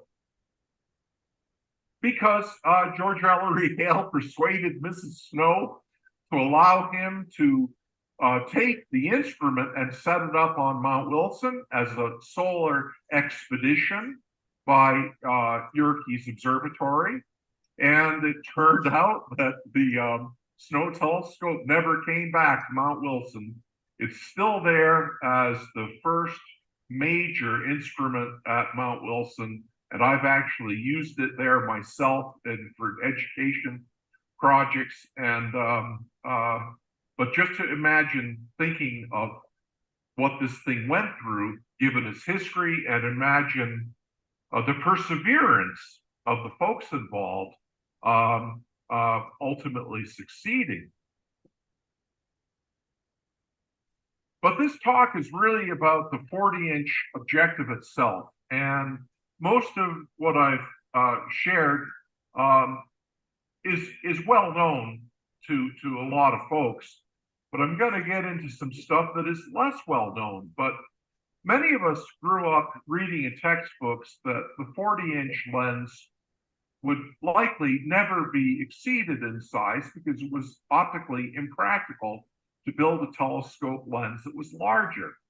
Well, shown here with the 40-inch is a friend of mine, Dr. Steve Tomczyk. And Steve is a solar physicist, and he specializes in coronagraphs. And thinking deeply about coronagraphs and wishing he had access to an ever larger one, Steve came to the realization that a 60-inch refractor would be an appropriate step forward nowadays for a modern coronagraph, thus greatly breaking the record in size for a refracting telescope. So Steve works for High Altitude Observatory in Colorado. And although many of us had read for various reasons, and the authorities argued in the textbooks that we grew up with, that a lens simply flexing under its own weight would destroy its optical performance. And for that reason and other reasons, you simply could not build something bigger than the 40-inch. Well, Steve and his colleagues thought about it, and they realized that that was simply wrong. And there were historical astronomers and telescope makers who recognized that the conventional wisdom was wrong. Among them was pioneering solar physicist Charles Young, who pointed out that when a lens deforms under its own weight, the changing shape of the front surface is compensated by the changing shape of the rear surface. So gravitational deflection doesn't really affect a lens as much as some people thought. Also, Elvin Graham Clark, the son of Elvin Clark, he recognized this too, and he, before he died, wrote something that indicated he saw no limit in making larger lenses, but not everybody appreciated what Young and Clark knew. But Tomczyk did, but he decided he had to know everything he could about the Yerkes lens to argue for his proposed 60-inch coronagraph. And that's why he wanted access to the 40-inch to study it, and I assisted him in that process. Now, you might have noticed the lens was pretty dirty with Steve standing beside it there. And one of the reasons it gets dirty all too fast is there is a shutter mechanism to cover the objective that's a lot like a roll-up window shade. And this was added to the telescope, of course, in the 20th century. It's powered by a motor. And you can see how dirty the forward surface of the roll-away shutter gets. But of course, when the front surface rolls up in the top of the blue box there, the front surface becomes in direct contact with what is subsequently the rear surface of the cloth. And so I fear the dirt on the front is transmitted to the rear surface and then shakes off the shutter and falls directly on the lens. So this is really not the best lens cover design at all, but that's, I'm afraid, what they've had at Yerkes for a long time. Now I'm just going to lead you through some of the steps that we took back. It was in 2009, if I remember right, to understand some technical details of the 40-inch. Here, Steve is mounting a laser that's going to point towards the front end of the tube to measure its flexure. The tube actually flexes a lot, and I won't get into all that, but we tried to measure all kinds of things about the telescope and also its optical design, because surprisingly, there were issues even into contemporary times of a certain lack of knowledge, confident knowledge regarding the optical details of the 40-inch. It's really quite surprising. And Steve was determined to nail all of this down. It's interesting how the front of the telescope tube has a variety of vents. Most big Warner and Swayze telescopes do have air vents to let warm air out, to chimney out from the front of a refractor telescope tube. And there are two of them on the 40-inch. One is slit, you can see the hatch slit open, but that's also a big enough opening that you can reach in if you need to clean the back of the 40-inch objective. Now, in the optical design used by the Clark family for their big lenses, there was a significant distance between the crown and flint elements. In the case of the 40-inch, that distance is over 10 inches. And consequently, the cells were usually designed with a sliding ring that could close or open air ports on the circumference of the cell. In the case of the 40-inch, the sliding collar was a bit corroded, and it was not practical to just slide it open to expose the many apertures around the circumference. So we simply undid some screws to let the collar just fall away, as you see it here, allowing those oval apertures to be accessed to the space in between the lens elements, which is convenient for cleaning, but maybe even more important for thermal equilibrium. If you really want to get the best performance out of the telescope, you've got to let that lens cool down to ambient nighttime temperatures. That's what these ports especially were for.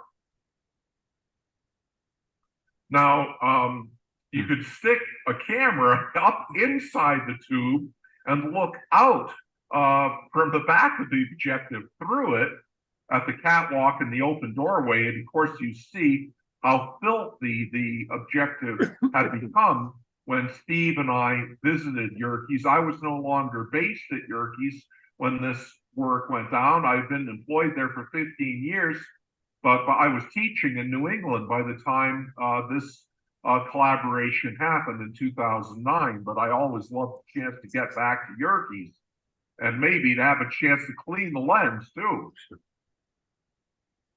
Now, I bet some of you know that there was a crack in the crown element of the Yerkes lens. And they had to stop that crack when they discovered it circa 1980, or maybe it was the late 1970s. I can't remember for sure just when it was. They drilled a hole through the crown element about 3/4 of an inch in from the edge, and you can actually see the hole. It's about 1/2 inch or maybe 3/8 of an inch, something like that, in diameter. And it's near the bottom center of this image. They drilled that hole. A glass expert came and drilled the hole to stop the crack and make it very unlikely that the crack would propagate along. And this was reported in a news note in Sky and Telescope magazine, again, circa 1980. Of course, this would have been noticed with considerable alarm, but they dealt with it. So here we are looking in at the crown element, and you can see how the glass is secured in its cell with these blocks.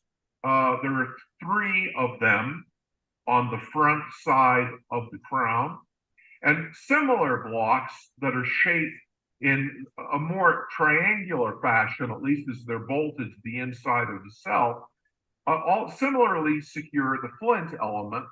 And the cell comes apart in 2 parts. But you can see some of that in this image, of course. But of course, imagine the alarm when you have the world's largest successful refracting telescope and you discover there's a crack in it. They were able to address this issue and it wasn't a worry anymore.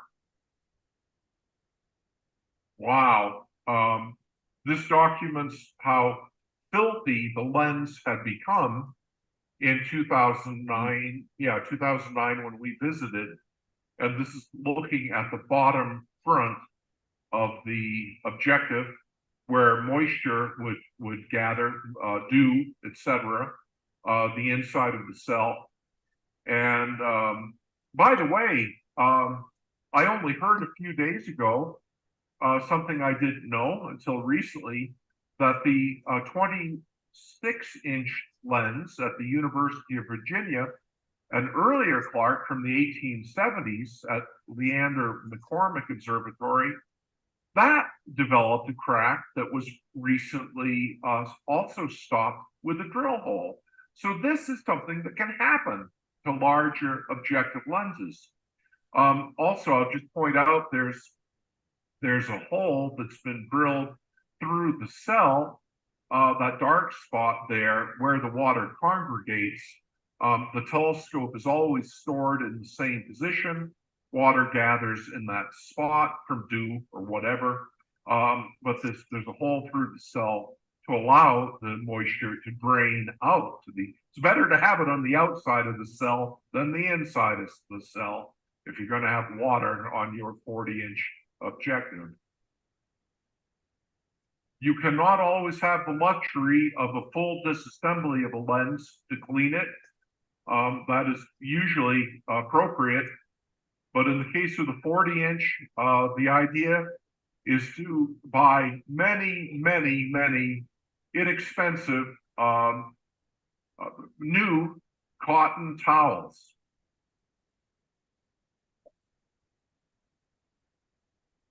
And although this shot is jumping far ahead in the process, the idea is to wet the towels with soapy water and merely apply them in gentle contact with no rubbing to the lens surfaces.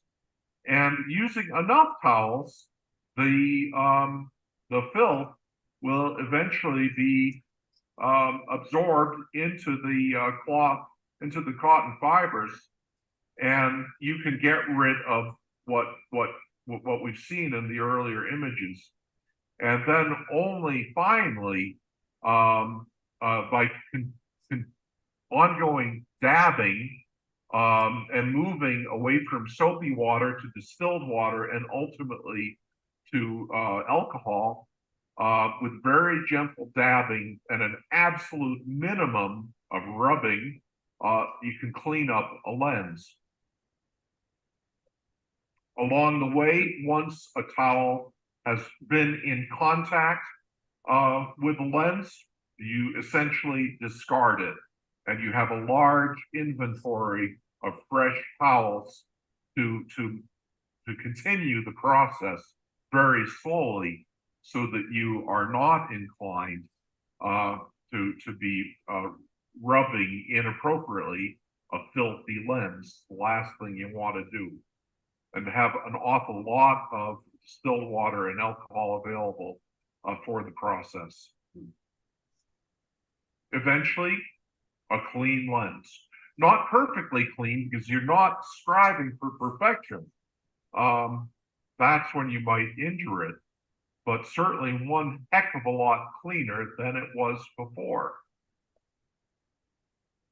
And now, photographing through the lens with the camera handheld inside the tube, you can see the view is much better than it was before.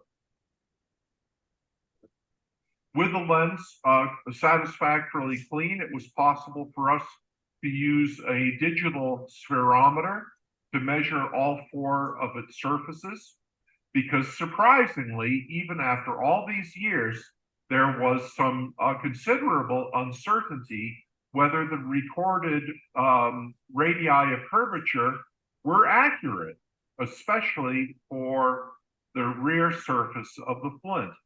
And I much regret that I cannot remember the name of the member of the Amateur Telescope Makers of Boston from whom we had borrowed this excellent digital spherometer for this project.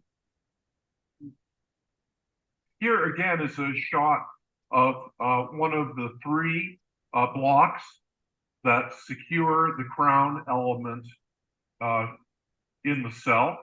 Looking through the crown on the right-hand side, you can see one of the larger blocks securing the flint inside the back of the cell. This will be relevant in what I'm finally going to get at showing you. Interestingly, the inside of these blocks has an aluminum surface. Similarly, there is an aluminum surface behind the crown element in the same spot, so that the lens is resting on relatively soft aluminum pads in three spots. And just to give you a sense of scale, in some of these close-up photographs, here's a mini mag light with two AA batteries in the field of view just inside the front edge of the cell. Here's a clearer shot of the larger triangular blocks that secure the flint.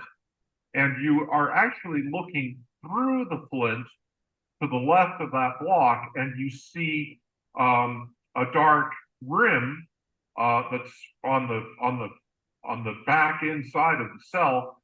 It doesn't look like shiny aluminum, but according to the documentation, that is actually an aluminum surface allowing the flint to be essentially in three-point suspension. It's not really a point, it's a rim there. But that's how the elements are secured in the Yerke cell. Now, Steve and his colleagues, High Altitude Observatory, have described this work professionally in support of their coronagraph project, which is called the COSMO project, and that's worth Googling about because the site survey for the 60-inch refractor is underway right now. But at a meeting of the Harkness House workshop some years back, Steve visited the Stellophane Convention, and where we have the Harkness House workshop, and we shared the presentation of this PowerPoint. He put me as the first author, but really Steve and his engineer colleague Peter Nelson, they were the ones who really did the technical analysis that's reported in this presentation. I'm going to go through a little bit of it. The Yerke's objective, debunking the myth of the large refractor limit. Typical of the conventional wisdom that many of us grew up with, we'll quote a couple of them. The big 40-inch glass at the Yerke's Observatory appears to be the maximum development in this direction. Lenses larger than 3 feet and a half in diameter, even if they could be cast and figured successfully, would probably produce internal strains by their own weight, sufficient to ruin their optical qualities. And even Henry King in History of the Telescope wrote, "We can say with certainty that 40 inches is the limit for the useful size of a refractor. A larger glass, by reason of the increase in lens thickness and surface area, would probably absorb and reflect all, if not more than, the extra light received by the increase in aperture. In addition, the cost and difficulty in obtaining suitable discs and compensating for their flexure would present a great, if not insuperable problems." And there were more examples of recent conventional wisdom. I won't go through them all, but you could pause and look at this in the recording. As Steve and I made these measurements, it was surprising how many mysteries remained of the Yerke's example. The indices of refraction had been unknown to Elvin Graham Clark and his chief assistant, Carl Lundin. In 1928, they were finally measured by the National Bureau of Standards and published by a Yerkes astronomer. The radii of the lenses were poorly measured, and there was contradictory information about them. The lens rotation appeared to change image quality if you rotated one element relative to another, as had sometimes been done a bit. There was concern about possible lens flexure, and there was concern about the 3-point suspension as the lenses were supported in the cell, as I showed you with the pictures of those pads and things. There had been serious concern about the mounting of the lens, and none other than George Ritchie, who figured the optics at Mount Wilson, wrote a letter to Carl Lundin at the Clark Corporation in 1903. Ritchie said, quote, "We think," he was then at Yerkes, beginning the grinding of the 60-inch mirror at Yerkes that ended up at Mount Wilson. Ritchie wrote, quote, "We think it would be desirable to introduce additional supports, arcs carried on levers for both lenses, so that each lens will rest on 9 or 12 arcs instead of 3. An additional reason for doing this is that there appears to be a slight triangularity of the images given by the objective." Now, there was, in fact, a much more profound concern over a problem that drove these comments, which has never been discussed or published before. For whatever reason, the more advanced support of the Yerkes lens elements was never executed. There were measurements, early measurements of the performance of the lens by people like Philip Fox. And in the papers today, people have been talking about the Hartmann test, and the German astronomer who had invented this optical test was advocating in 1908 that it be applied to the 40-inch, and Fox indeed did that. And what Steve and I did was to repeat the Hartmann test as an optical assessment of the 40-inch. And I'm not going to belabor it, but the idea is to put a mask in front of the telescope so that starlight enters the tube assembly only in well-defined small spots. And then you can put a photographic plate, or nowadays CCD detector, actually out of focus behind the image plane, and record the spots and measure them astrometrically. And one can thus do some basic ray tracing and understand how tightly together the beams of light must be passing at the focal point. It's a great way to observationally measure the optical performance of a telescope. Hartmann suggested a formula to quantify how sharply a lens focuses, and a single constant that he labeled T would quantify the performance of an instrument after this Hartmann test was performed. I won't go through it all here, but T, this value T that you come up with after the measurement, is approximately equal to the image size in arc seconds. An excellent description of Hartmann test in English is in volume 1 of the publications of Van Vleck Observatory at Wesleyan University.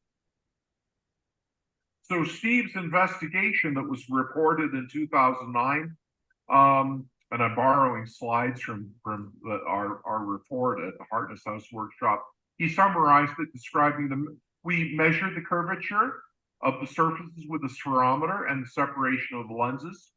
We fabricated a Hartman screen and mounted it on the Yerkes 40-inch, and we observed Vega on the night of August 26th from 10 p.m. to 4 a.m. The idea was the optical performance of the telescope changing as the gravity vector changed on the lens over these 6 hours?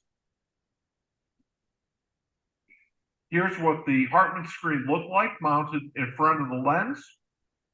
176 apertures, each of them only a little over an inch in diameter.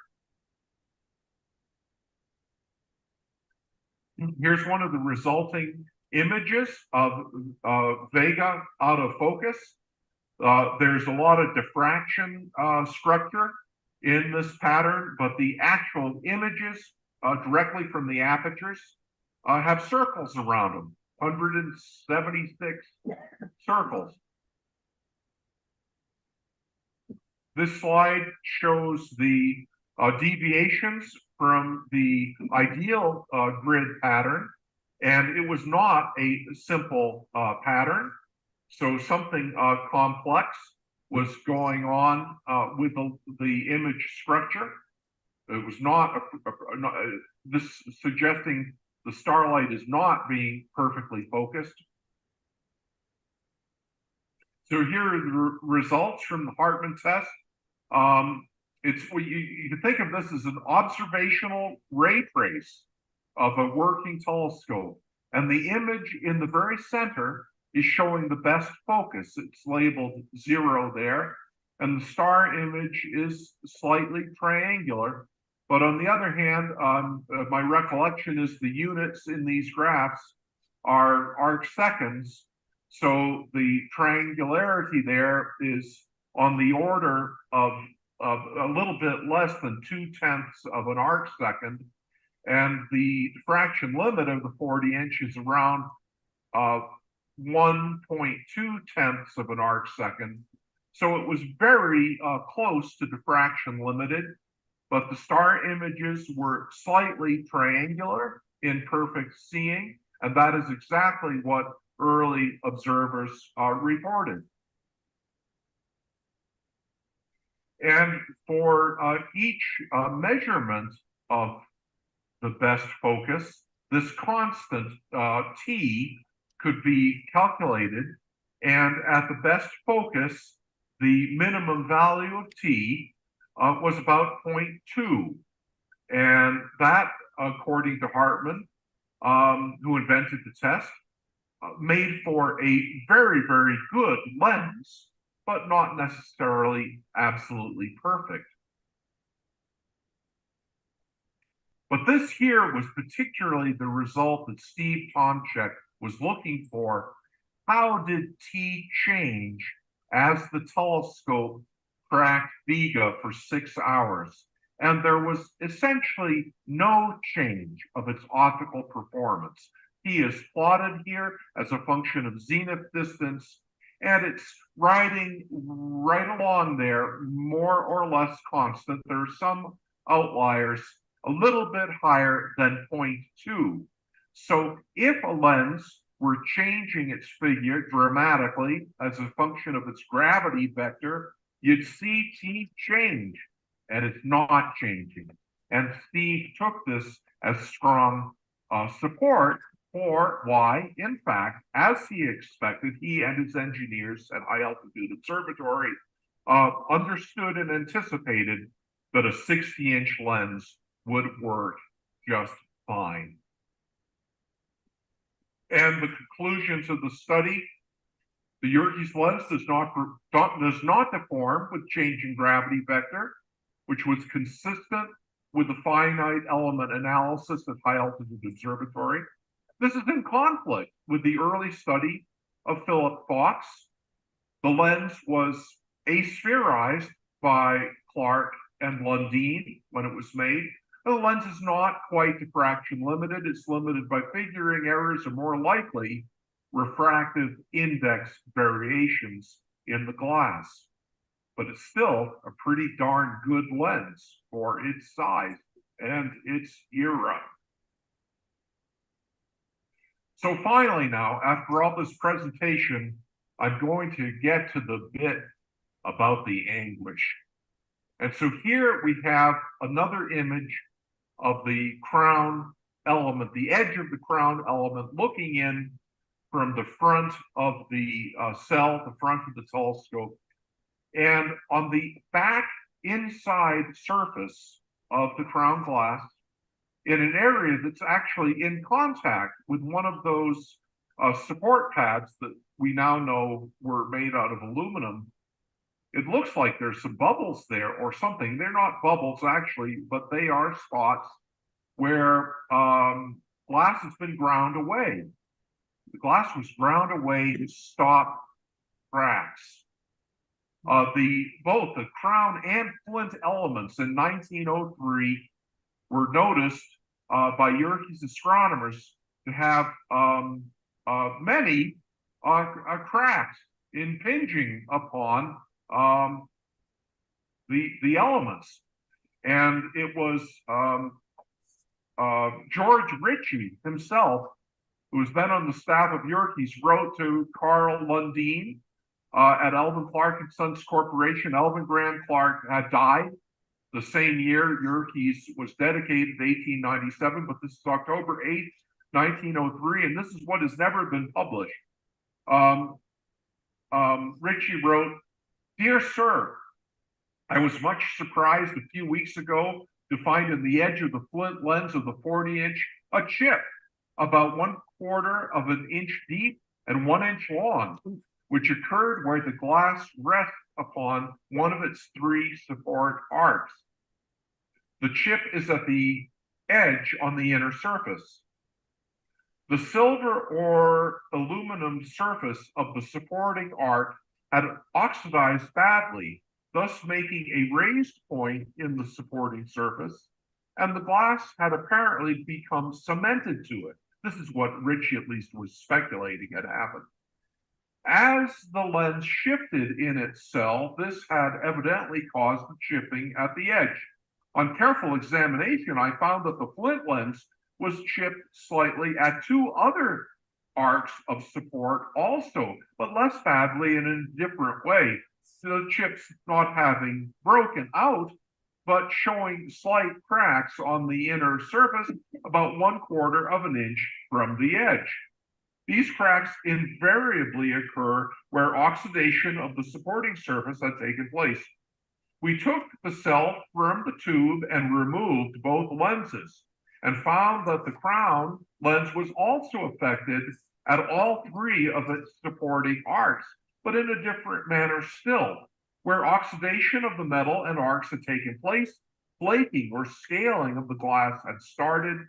None of these flakes or scales had been entirely detached. However, chemical action had apparently taken place between the metal surface and the glass, as the polish of the glass had been entirely destroyed in the spots where it had been in contact with the oxidized metal surface." Here's another shot showing more of the ground out places, because that's what happened.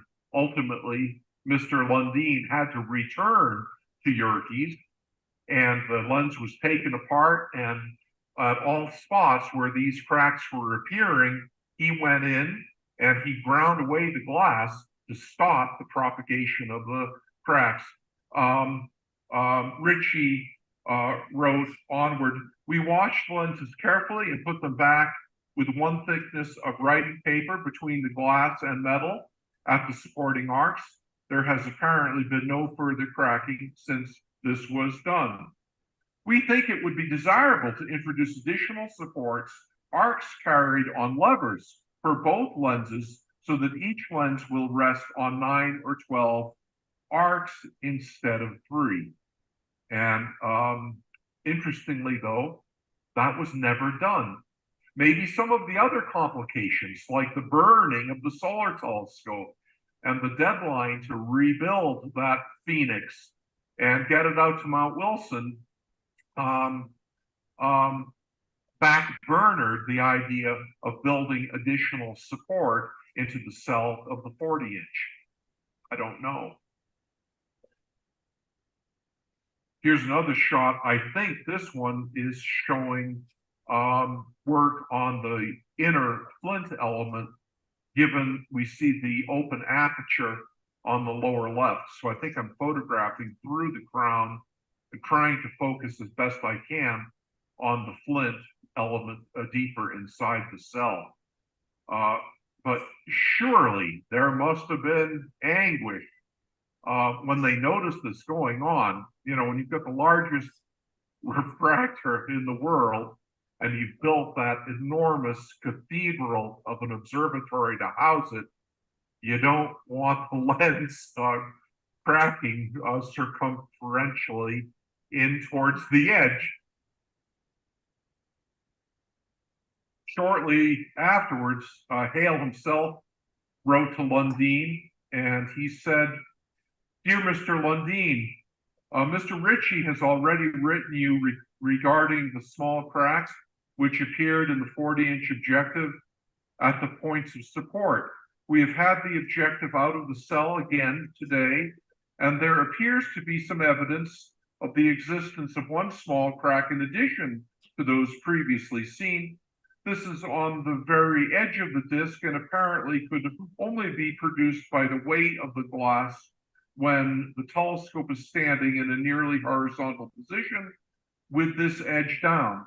Mr. Ritchie thinks there is no danger that the cracks will spread, but as I wish to take no chances, I hope you can arrange to cut them out for us very soon. I understand that you are coming west sometime in November, and I trust that you will arrange to do this work while on that trip. I, of course, greatly prefer to have you undertake it rather than anyone else. We are building a support system for the objective, which will prevent such difficulties in the future. Today, we rotated both lenses in the cell through an arc of 60 degrees. Hoping that you will be here very soon, I am very truly yours, George Ellery Hale.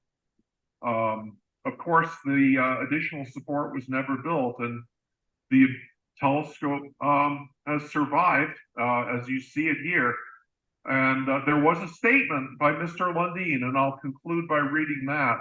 In March 1904, he had visited, and it is regarding condition of 40-inch crown and flint lenses.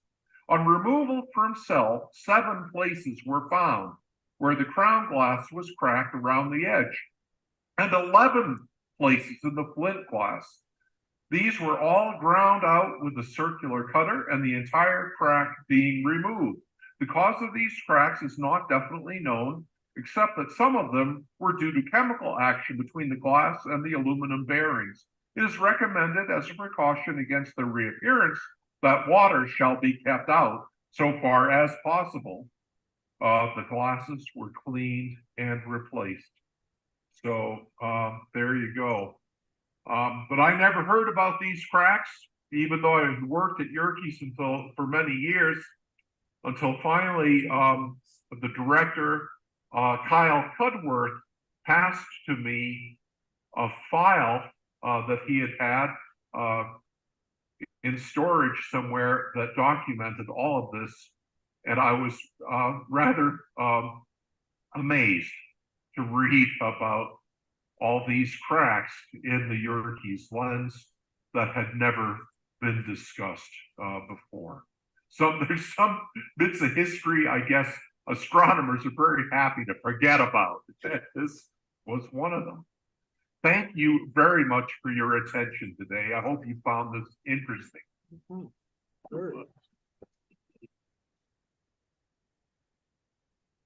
Well, my talk went a long time and I'm speaking live now. And but if anybody cares to raise any questions, I only misspoke once or twice in the presentation, but in ways I don't think you'll notice. But here I am. But again, thank you for your attention, folks. Yes, we do have some questions. I have a question. My astronomy club said, when you go, ask him if he would participate in a Zoom meeting at our club sometime next year early. Sure, $5,000. No, actually, I'm a soft and easy touch. So, but hey, if you've got a check, feel free to send it. No, I'm teasing. I'm just glad to have this presentation done, and I'm a little slap happy right now, but that's not unusual. But by all means, if you would like another presentation sometime, feel free to email me or call me. My email address was flashed at the very end of the presentation that I gather is recorded, but anybody who has my email address should please feel free to forward it to anybody interested. Thank you. Your last comment about astronomers wanting to forget these things, that's the wrong attitude. And thank you for bringing this up and letting us know. Of course, modern glass shouldn't have these problems, and it's only through learning the hard way that modern glass has gotten as good as it is, enabling a 60-inch to happen. Is that 60-inch made? No, not yet, but they are very serious about it. And as I mentioned, the site survey to locate it is underway right now. And one of the sites being considered is, heck, only maybe about 15 miles or so, or even 10 miles from my home, as a bird would fly, but would have to fly up pretty high. Magdalena Ridge is nearly 11,000 feet here in Magdalena, New Mexico, and it's south of my place. And so I am actually assisting the project right now, maintaining some of the more or less automated site survey instrumentation that has been installed by High Altitude Observatory up atop Magdalena Ridge. And of course, if this 60-inch coronagraph were to follow through and be located here, I'd just consider it incredibly cool.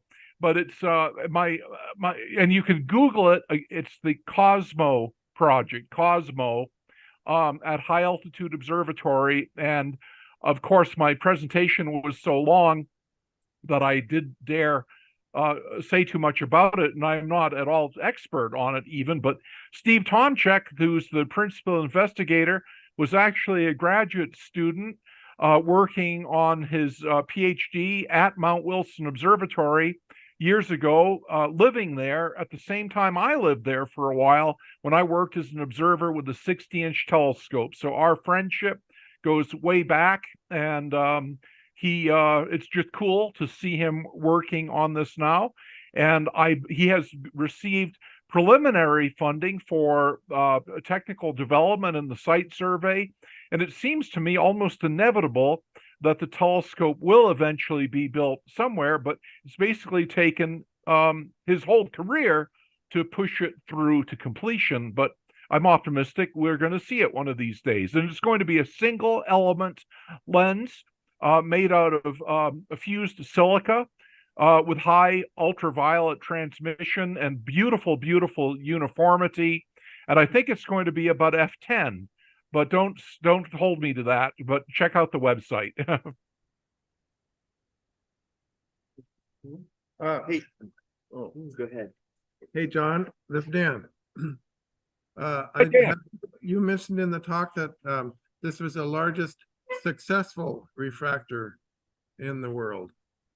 Can you tell us about the unsuccessful ones? Yeah, I can try. And of course, it's subjective. If you talk to maybe a French historian of astronomy, he wouldn't want to describe the monstrous horizontal Paris refractor. But when Joe Ashbrook wrote about it in Sky and Telescope magazine some decades ago in his scrapbook history series, which was also republished very wonderfully into a book called The Astronomical Scrapbook, and I recommend to everybody that they get a copy of this book secondhand because it's great. But one of the chapters is entitled The Great Paris Telescope fiasco. It was something like a 49-inch, as I recall. It was a horizontal telescope. It was gargantuan, and it was fed by a single optical flat gargantuan one in a very clever equatorially tracking mounting. And they even aspired to have two objectives for it, one corrected for visual work and the other corrected for photographic work. And there was some published science. Somebody made some drawings of the Ring Nebula with it, and there were some other things, but it was part of one of these exhibitions, like a centennial exhibition in Paris, and it was funded, but then it was not practical to keep it going and maintained. The objective apparently survives, at least the visual one, in the basement of Paris Observatory, but unfortunately the mechanical parts were evidently finally scrapped. But I refer you to articles like Joe Ashbrook's that describe it, and there might have been some other large refractors that didn't quite get finished, and I forget the details. There was a Russian one, or there's the Howard Grubb in Dublin, Ireland, I think was trying to make like a 42-inch or something for the Russians, but I don't think that ever got fully off the ground. But I'll resist the temptation to go on with some of these things, because on this stuff I really can't go on and on and on. Okay, hey John, can you hear me? Yeah. Okay, this is Joe LaCour. When was the last time? Oh, Joe. Yeah, hey. When was the last time the objectives were out of the cell? You know, Joe, I bet you those lenses have not been out of the Yerkes telescope since Lundin was there in, what was the year I mentioned? You know, what was it? 4 or 5, I can't remember. But I'll bet you anything they have not been decelled since Lundin's visit to grind out those cracks. And what I have learned in my experience, that although you have to be very careful doing it, it is definitely appropriate with even smaller objectives to occasionally decell them, so that you can clean the lenses really properly by tubbing them and cleaning the cells. I've had several historic objectives in my possession where corrosion has occurred, even when the cell is made out of brass. The brass can corrode in between the cell and the glass. That takes up all the space. There's typically 3 or 4 thousandths clearance between glass and the cell, and you can feel it, man. You know all about it, I'm sure. You can the lens will rattle in a properly designed achromat, because thermal contraction will shrink the ring faster than the glass, and so therefore, in a situation where there's corrosion built up inside the cell and then it's cold, then there's pressure on the lens, and so go ahead. Yeah, I can't think of anything worse than aluminum besides maybe magnesium to use. Okay, but coming back then. Well, wait. So when I mounted my lens, I have cork lining the cell and O-rings front and back, and that was based off of some experience we had with an underwater compass alignment. We used O-rings to align it, and testing was done, and it was extremely repeatable. So, but you model it, and you look at the load, and you select the appropriate O-ring. You contact Parker. I mean, you couldn't have you just don't touch it with the metal. I mean, I wouldn't get near the thing with metal. I mean, it's just too scary, like you said. I would bet that all of that is lessons of history. Right. They didn't know that. Yeah. But they had cork. This is the value of its presentation. They might have had cork, but they didn't have the Parker O-ring catalog. It's one I've used myself too. And the thing is, the O-rings are nice because you get a lot of elastic averaging. Sheet rubber, you don't, but you could still use it. Yeah. Because the O-rings, Yeah, yeah. The issue was that the old time astrometrists, especially when the Yerkes refractor really in an unexpected way proved to be an amazing workhorse, not just for visual microscopy that people like Barnard did, but for long focus photographic astrometry, for trigonometric parallaxes and things like that. And so the astrometrists were typically very shy to disturb a lens in any way when it was being used for a long, what's the word they used, a synoptic observational program. They in fact, occasionally when lenses were disturbed and equipped with new cells because of corrosion, that's what happened at Swarthmore. Swarthmore, the 24-inch Brashear at Swarthmore got a new cell at one point over the case of its career. But then there was a systematic shift in some of their astrometric results. So that's one of the reasons the astronomers themselves were so shy about this and concerned about the dimensional stability of things. Yeah, so and the O-rings solve the 3-point support problem because you get elastic averaging all over the place. Right. Now, it might not be that good for the astrometric stuff, but I don't know. You'd have to model it, stick it in the computer, see how much it moves. But it keeps it protected. If you bump the cell or something, or if something corrodes, Sure. And I would do everything I could to keep water off of it. That seems easy. Yeah, it's just amazing. Not being right next to a big lake. Well, I fear that I could tell stories about just my own observations of what happens at some of these big institutions. You would think that a place like Yerkes, over the many decades, there would be a certain, very deep respect for the care and feeding, or so to speak, of something like the 40-inch. But there was, by a relatively tiny number of astronomers, but with the passage of time, there were so few still involved with the refractor, and they tended to be very shy because they were astrometrists and they were not necessarily engineers. And there are stories that I could tell about the neglect of things at many different places that are kind of horror stories. But we all know, these are the kind of the stories we swap at meetings of the Antique Telescope Society, and then we go have a drink. So NASA let the Saturn V rot outside of Houston, and they realized they got to save this, then they got to restore it, and then they got to build a building to put it in. So same stuff. They just let this stuff go. I mean, you've been in more observatories than I, and it's just terrible. It can be terrible, but yet there's hope.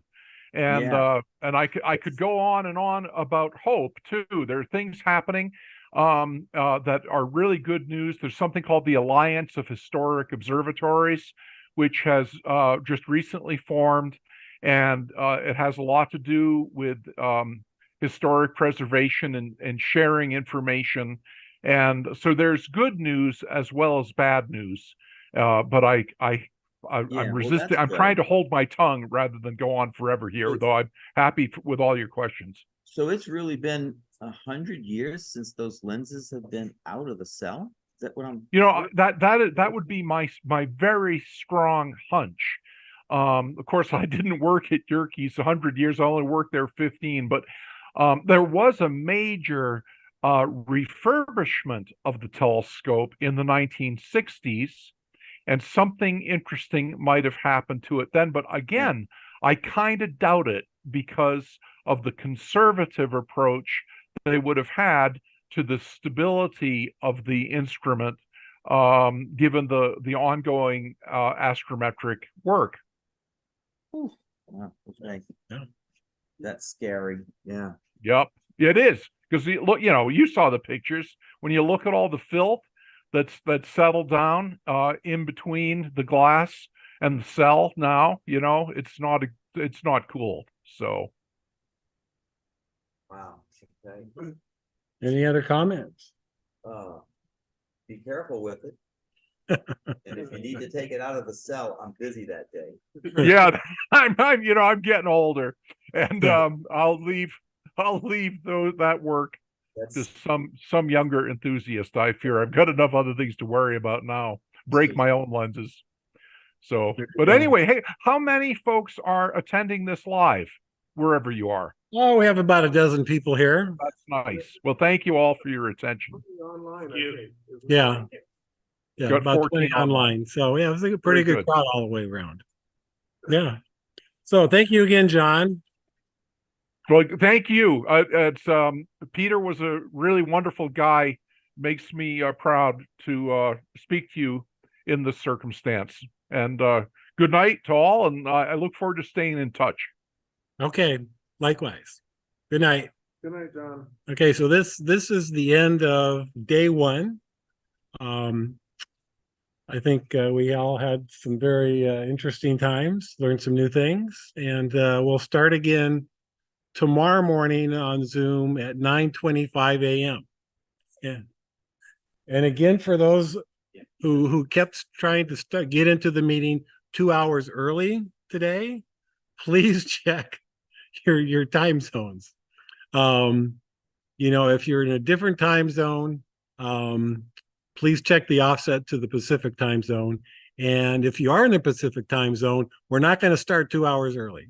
So I'll just put that out, because I get a ton of emails on my every time somebody logs in, and actually somebody even started the meeting several times. So don't do that either, because that generates a recording, and that'll have to go back and delete. So that said, I think we had a successful first day, and we'll see everyone again tomorrow. All right. Thank you so much.